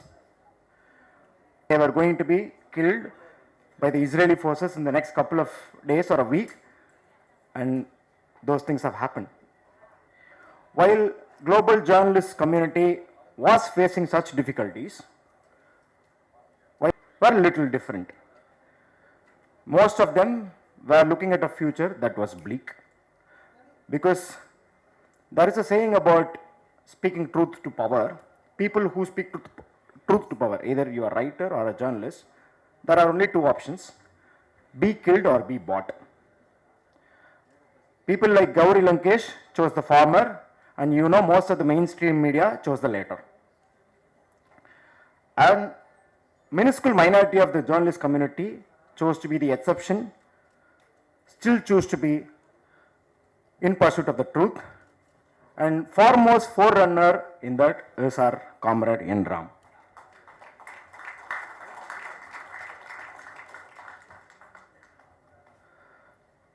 None of the difficulties or intimidations made him back off from that pursuit. If you think choppers and aircrafts share the only one thing, that is the mode of communication being air. They also share the commonality that they were investigated for scams by our comrade Enram. This dais would be incomplete without such a person representing the community and telling us what is going on in the world and how we counter it. On behalf of ISCUF, we welcome Comrade Enram to address the conference. The state of Palestine, President of the World Peace Council and inaugurator, Comrade Pallav Sengupta, Comrade Radhakrishnan, my dear friend Mr. Gopanna, and friends and comrades. It's a privilege to have an opportunity to make some remarks of solidarity in this inaugural session, which is part of the celebrations of the centenary of Comrade Fidel Castro. I had the privilege and pleasure of visiting Cuba when Fidel was alive and active, and actually was in the same hall listening to his speech. And no more inspiring and pure revolutionary leader could be found anywhere. He made an indelible mark globally, although Cuba is a very small country. The way it built its society, the way it expressed solidarity with every just cause, often sending medical teams where it excelled, and also fighters elsewhere to fight for progressive and revolutionary and democratic movements. That was an inspiration to all of us, and the way it stood up to US imperialism, which made several attempts starting from the early 60s during the time of John F. Kennedy, President John F. Kennedy, to assassinate him. I think they were able to protect the system, but Cuba has come under unbearable pressure with the blockade. The blockade has been of long standing, but most recently, the blocking of all oil supplies has created a crisis in Cuba, and there are also threats from the United States. Iran has faced attacks. Iran, which supports the Palestinian cause, whatever we think of the regime in Iran, the nature of the regime, one thing we all admire: the way they stand up to imperialism, the way they protect national sovereignty, and also express solidarity with some of the great issues of the day, notably the Palestinian question, the quest of the Palestinian people and its legitimate authorities for liberation, for establishing a just society, for fighting against imperialism, for fighting against genocidal violence unleashed by the state of Israel. And I think Iran and its leadership, whatever our differences with them on how to conduct public affairs, deserves a lot of admiration. And there have been other, and then of course Venezuela, where I agree with the comments made earlier on much of the media, including the US media, because the act of the attack on Venezuela, the kidnapping of its elected president and his wife, instead of focusing on the blatant violation of international law and this act of terrorism, you could say, by the United States, instead of focusing on those aspects, the key, the essence of it, a lot of the coverage was on how brilliant the military operation was, how they did that.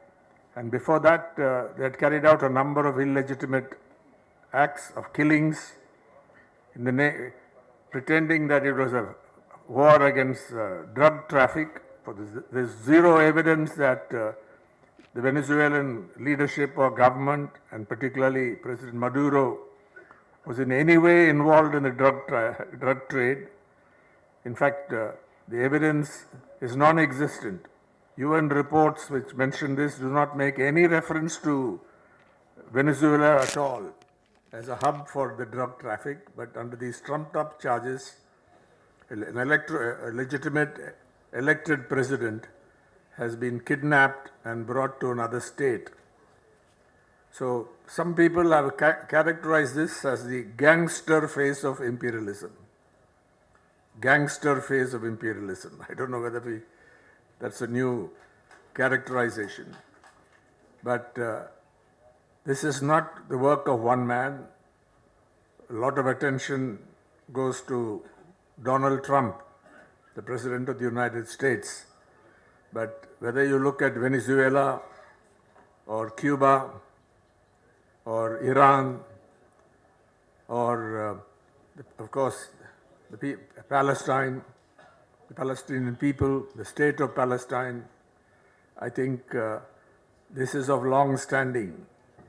The attempts to overthrow, bring about regime change, to suppress, to kidnap and assassinate elected leaders has been going on for decades. And we only have to recall a few of these acts.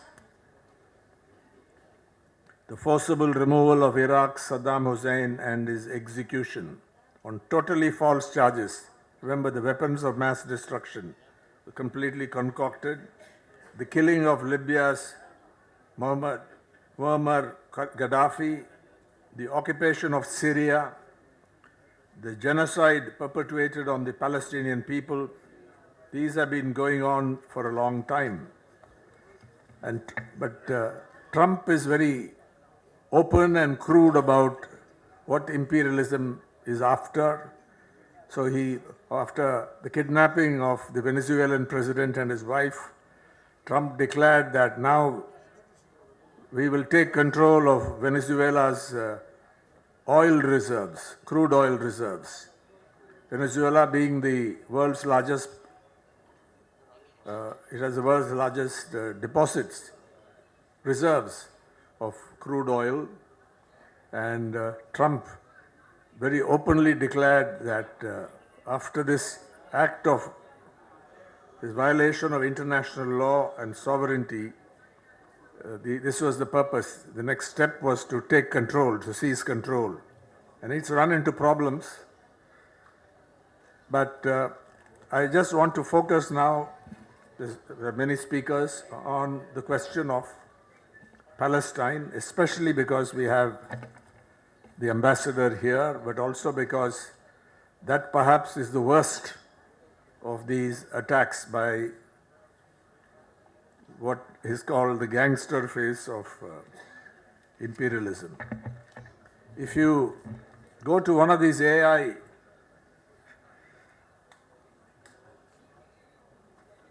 what's ChatGPT and ask, which I did, give me a note on Israel's genocide in Gaza and its attack on Palestine.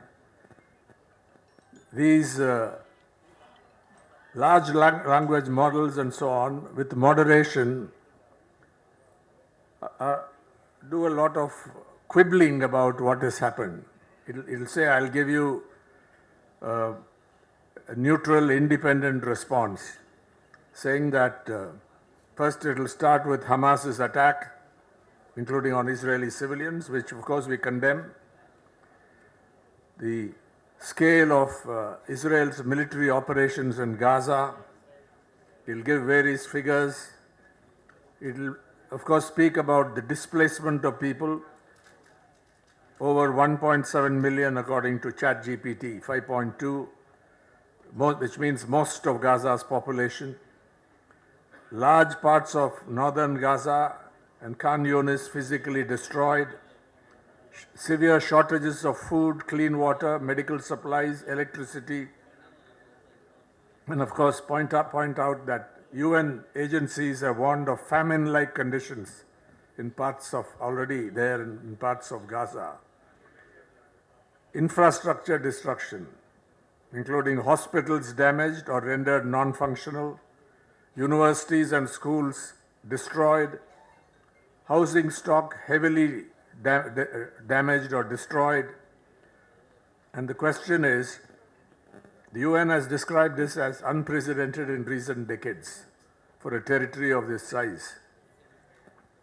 Then they will give you Israel's defense of what it is, argument that this war is against Hamas and not against the Palestinian people. Hamas operates from civilian areas, therefore there will be civilian casualties. Military operations really represent the right to self-defense, and civilian casualties are a tragic but unintended consequence of this. And they quibble about, not only they, but their allies and the media, whether this is genocide or not. And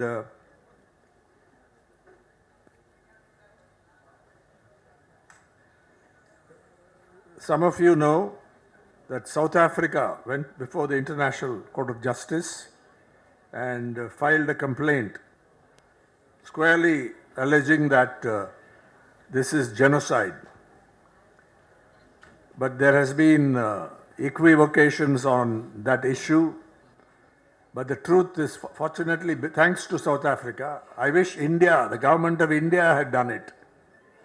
Had Jawaharlal Nehru been alive, I think India would have taken the lead in this matter. But we still admire the spirit of South Africa and its government, its democratically elected government, that it took it up in an outstanding way, and the matter is there. Not that everybody, even in the United States, accepted what was happening. You know the protests, the huge spirited protest movements on big campuses in Columbia University, where I went a long time ago, Harvard, in Pennsylvania, all over the place. Young people couldn't bear this anymore. They saw the truth. Whether you call it genocide or crimes against humanity and war crimes is a matter of detail. But genocide, has to have an intent.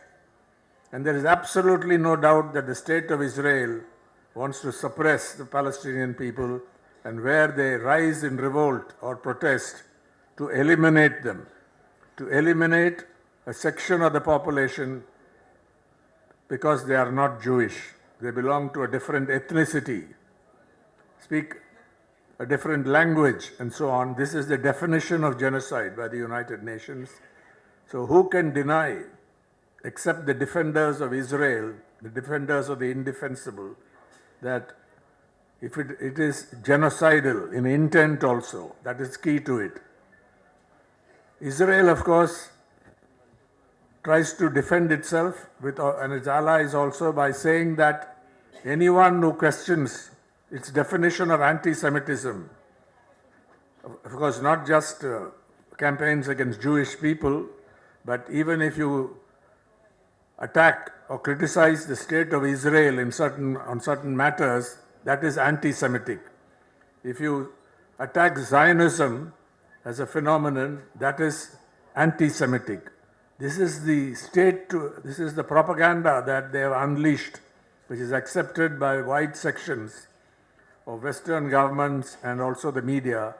But people, even in those countries, have seen through this, because they've seen, I think, at least 20,000 children killed, a lot of women killed in Gaza, and elsewhere, of course, you have the settlements, the terrorism that Israeli settlers carry out against the Palestinian people, displacing them. So all this is what we do it. It's unfortunate. I don't want to use strong words when the ambassador is here, so that there is no diplomatic embarrassment. But I would say that I am ashamed of the position taken by the BJP government in Delhi on these matters. its stance, particularly its relationship with Israel. Whether it has any role in what has been unleashed in Gaza, that is the question. We don't want to make statements without evidence or corroboration.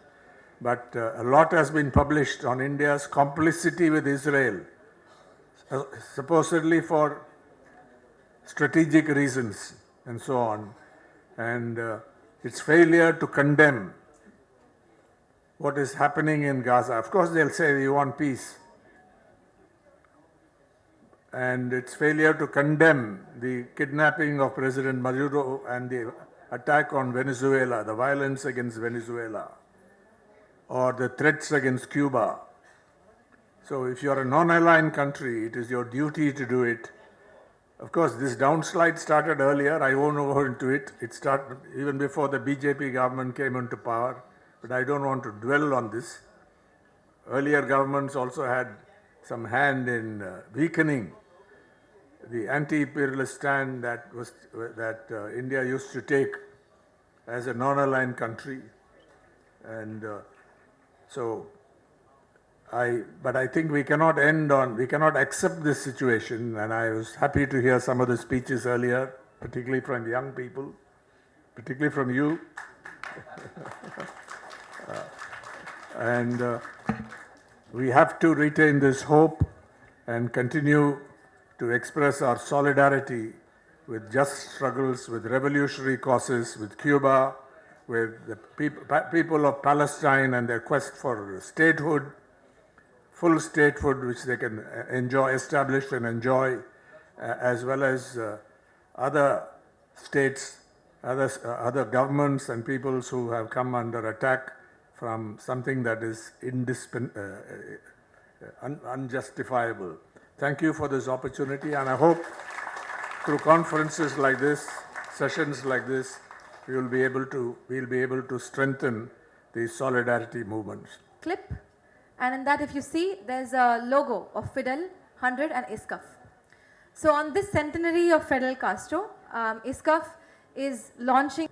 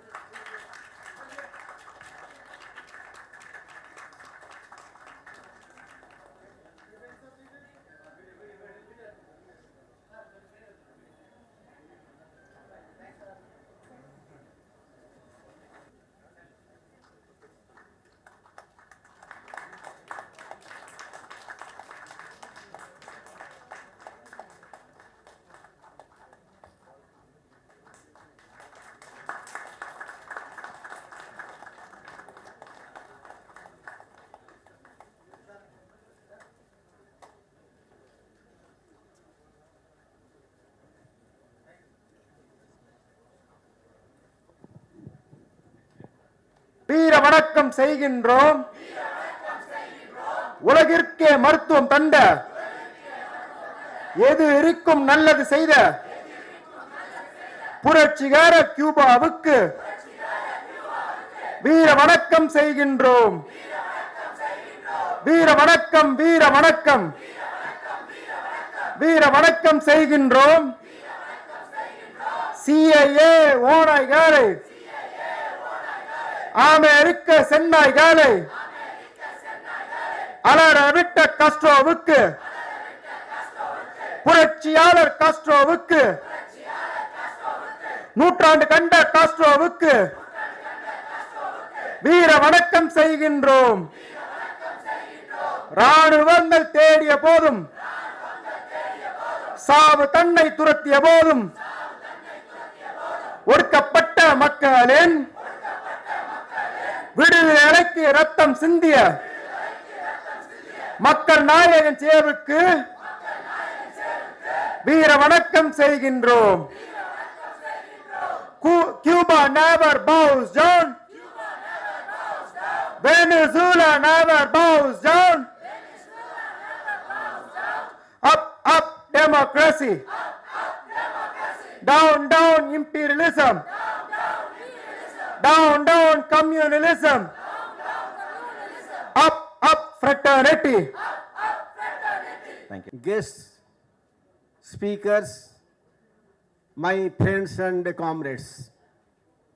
I am sorry, due to an accident I am not able to go to this pandal. For here, I am not to speak anything, only to greet you, only to welcome you to our conference. It is a great pleasure for me to see this number of delegates all over India. More than 20 states participated here. It is a proud for me. As a General Secretary, I feel it. So, comrades, friends, I don't want to speak anymore. Tomorrow is my day. Whole day is mine. That is delegate session. Reporting before you, up to election office bearers, everything. That day is mine.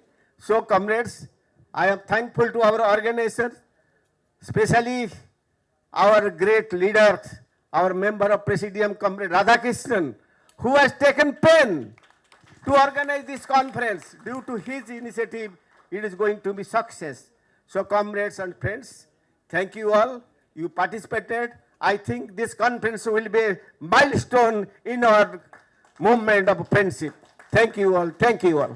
கலவரத்தின் போது அமெரிக்க பத்திரிகையாளர் Peter ஃபெட்ரிக்குடன் இணைந்து 13 நாட்கள் உண்ணாவிரதம் இருந்தவர். மணிப்பூருக்கு நேரில் சென்று தங்கி அந்த மக்களுக்கு மருத்துவ உதவியும் பிற உதவியும் செய்தவர். கோவிட் பெருங்காலத்திலும் பேரிடர் காலத்திலும் சென்னை பெருவெள்ள காலத்திலும் ஆயிரக்கணக்கான மக்களுக்கு நேரடியாக உதவி புரிந்தவர். கர்நாடகாவில் வசிக்கும் கிருத்திகாதரன் அந்த மாநிலத்தில் இன்னும் தொடரும் தேவதாசி முறையை சிக்குண்டு தவிக்கும் பெண்களுக்கு பேருதவியை புரிந்து வருகிறார். அவருக்கு ISCUF நட்புறவு விருதை வழங்கி கௌரவிப்பதில் பெருமிதம் கொள்கிறோம்.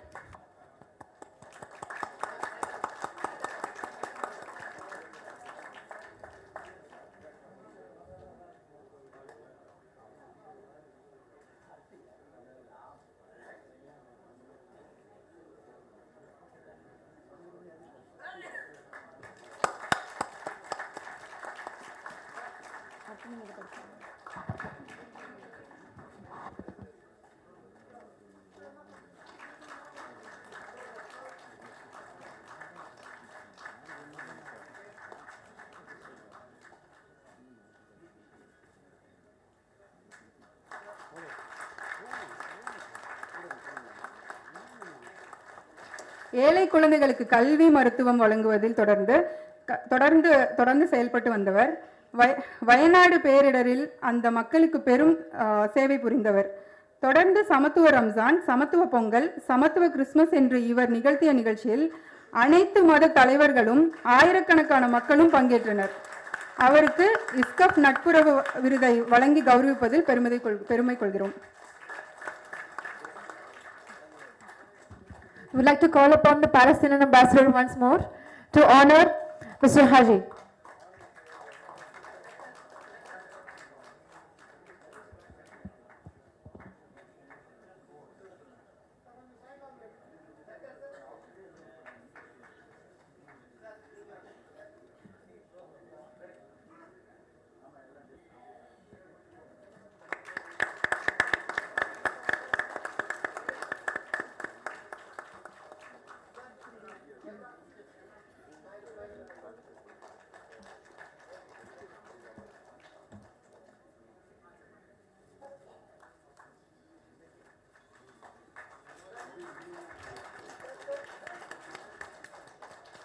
மலக்குழி தூய்மை பணியாளர் வழக்கு, பவானி ஜமக்கால தொழிலாளர் போராட்ட வழக்கு, பர்கூர் சோழகர் பழங்குடி மக்கள் உரிமை வழக்கு உள்ளிட்ட பல்வேறு வழக்குகளில் வாதாடி வெற்றி பெற்றவர்.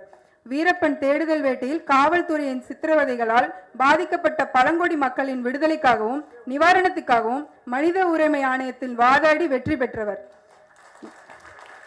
நக்கீரன் நிருபர்கள் மீது போடப்பட்ட பொய் வழக்குகளை முறியடித்தவர். கோவை குண்டுவெடிப்பில் பொய் வழக்கு போடப்பட்ட 175 இஸ்லாமிய மக்களின் விடுதலைக்காக போராடியவர். மேலவளவு படுகொலை வழக்குகளில் குற்றவாளிகளுக்கு தண்டனை வாங்கி கொடுத்தவர். தமிழ்நாட்டை குலுக்கிய கோகுல்ராஜ் ஆணவ கொலை வழக்கில் அரசு சிறப்பு வழக்கறிஞராக சிறப்புடன் வழக்காடி குற்றத்தை நிரூபித்து வழக்கில் வெற்றி பெற்றவர். இவருக்கு ISCUF நட்புறவு விருதை வழங்கி கௌரவிப்பதில் பெருமிதம் கொள்கிறோம். We would like to once again, for third time, welcome the Palestinian ambassador to honor Papa Mohan Thorer.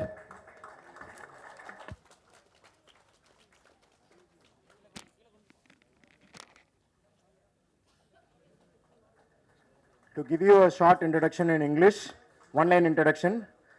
Comrade Papa Mohan has been the nightmare for all the castes in Tamil Nadu.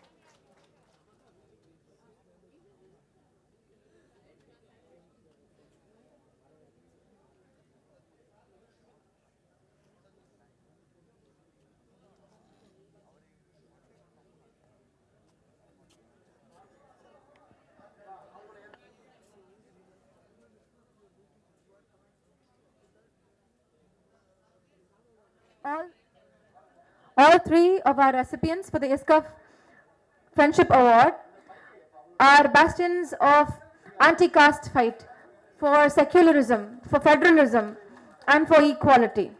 We welcome them all on stage to stand together.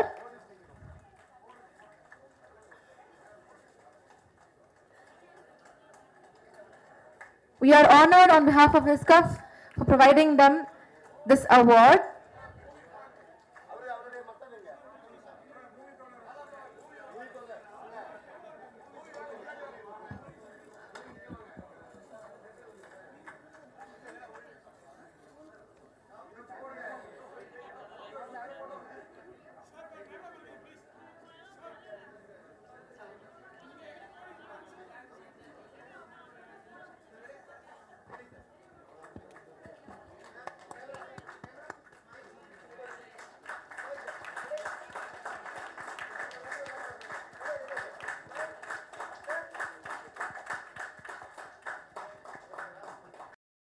Respected Chairman and members of the dais, distinguished guests, respected delegates, friends and comrades, it is my great pleasure and honor to give the vote of thanks for the inaugural session. Yes. I have just received rupees 25,000 rupees from Telangana ISCUF.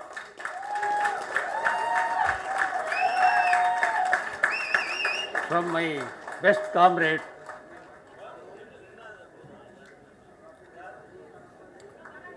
for this All India Conference. In Kollam National Council meeting, we have decided, as a matter of fact, the conduct of this conference, the national conference, was thrust upon the Tamil Nadu ISCUF to conduct the All India 24th Conference in Chennai.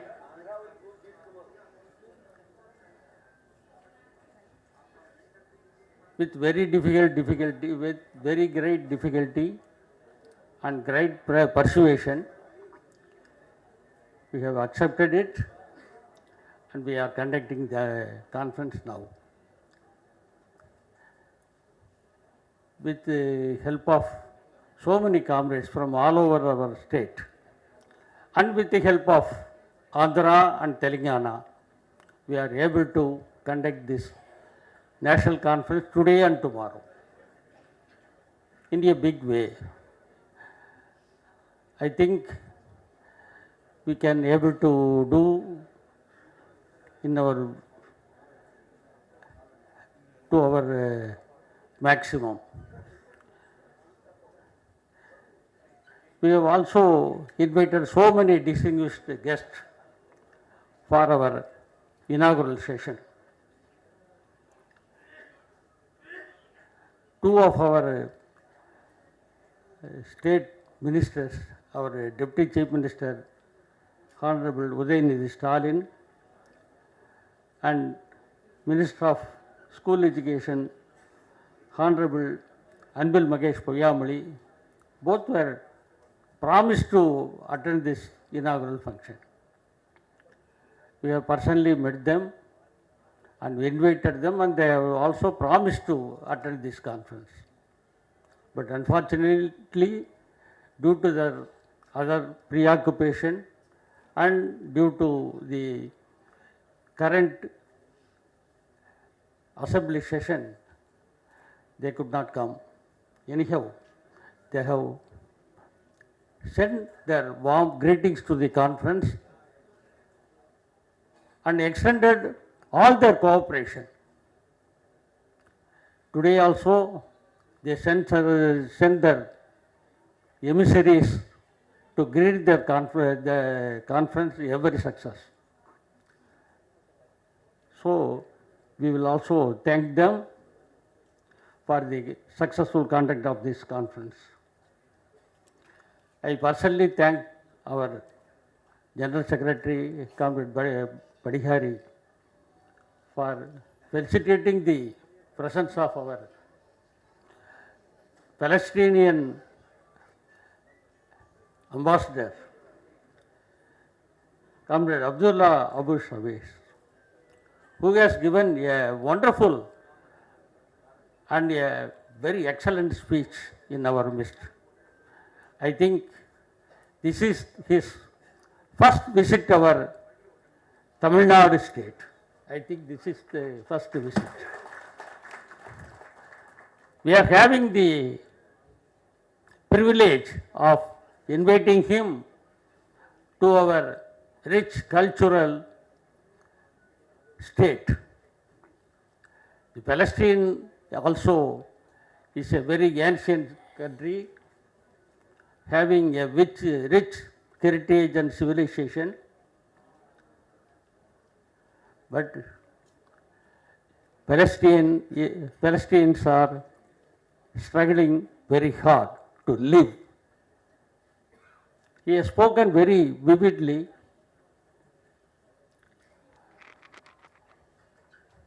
How to be, it is stated,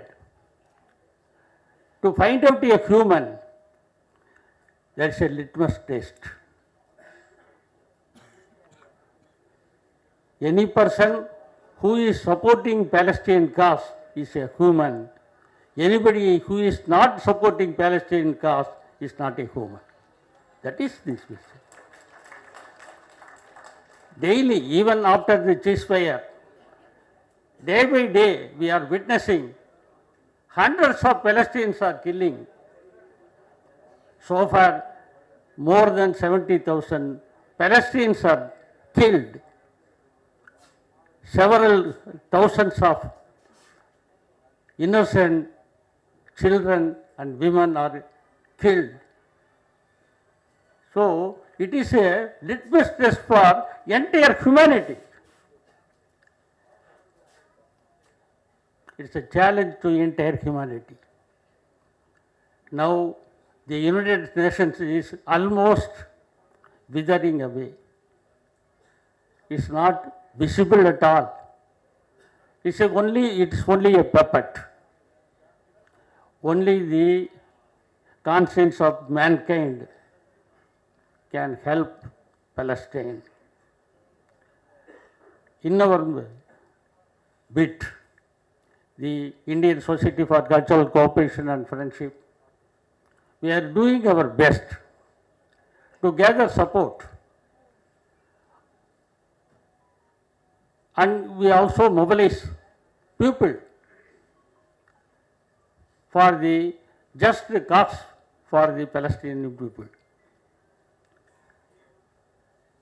We are going to deliberate tomorrow what are all doing throughout India, several struggles, several movements to mobilize support for Palestinian cause. It is one thing, but it is a continuous process. Their sorrow, their pain is not diminishing day by day. It is day by day it is growing. There must be an end to their sufferings. We must do whatever effort we can do, we will do. The people of Gaza are still suffering, and we must see there is an end to that. So far as Cuba is concerned, it is very unfortunate. Though we have booked a ticket for Cuban ambassador and his wife for this conference, but they were not able to come because of their preoccupation. They have to cancel the ticket. Otherwise, they would have present and attend this conference. We have missed we have missed them. Anyhow, we will remember them, and we will continuously cherish the cause of Cuban people. They are in a very, very serious situation now. The US government, particularly the US imperialism, is making all efforts to strangulate the tiny country in all efforts, in all ways. So the entire mankind should stand against the US imperialism and stand with Cuban people. So for all these years, we are doing our best to stand with Cuban people. So we are surely missing our Cuban representatives in our midst. We are also having the opportunity of getting our friends from Nepal. Comrade Satish Adhikari has come and delivered a very good speech. We are having a very good relations with Nepal. A 4-member delegation has come from Nepal. We are having very good relations with Nepal, and that during the few coming days, that the friendship will go. And we are on our invitation, the senior journalist, Mr. Ram, has come and spoke excellently. Comrade Veerabandian, the State Central Secretary of Communist Party of India, has come and gave a very rousing speech. We are very much thankful to him. And we have also invited Mr. Sello Perundagai, the State President of Tamil Nadu Congress Committee. Somehow he is also preoccupied in the Tamil Nadu State Assembly. He couldn't come. Anyhow, our already our chairman, Comrade Bhanudas Datta, has come. Our presidium members, Mr. Comrade Ajish Pasha, Mr. Narayanan, and several others have come. So I welcome all and all delegates from all over India, and make the conference a very success, who have made the conference a very success. And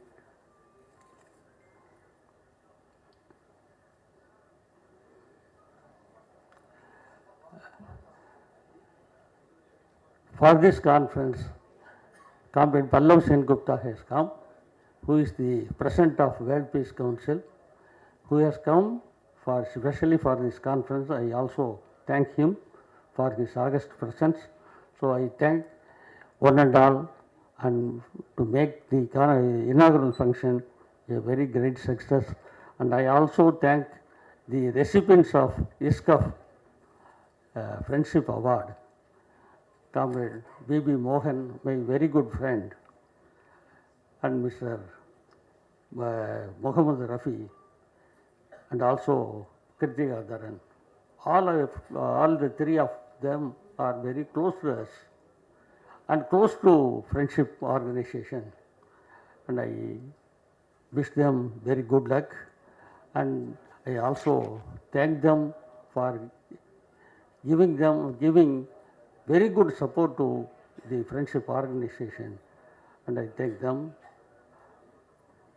and accepting our gesture of giving the Friendship Award to them, and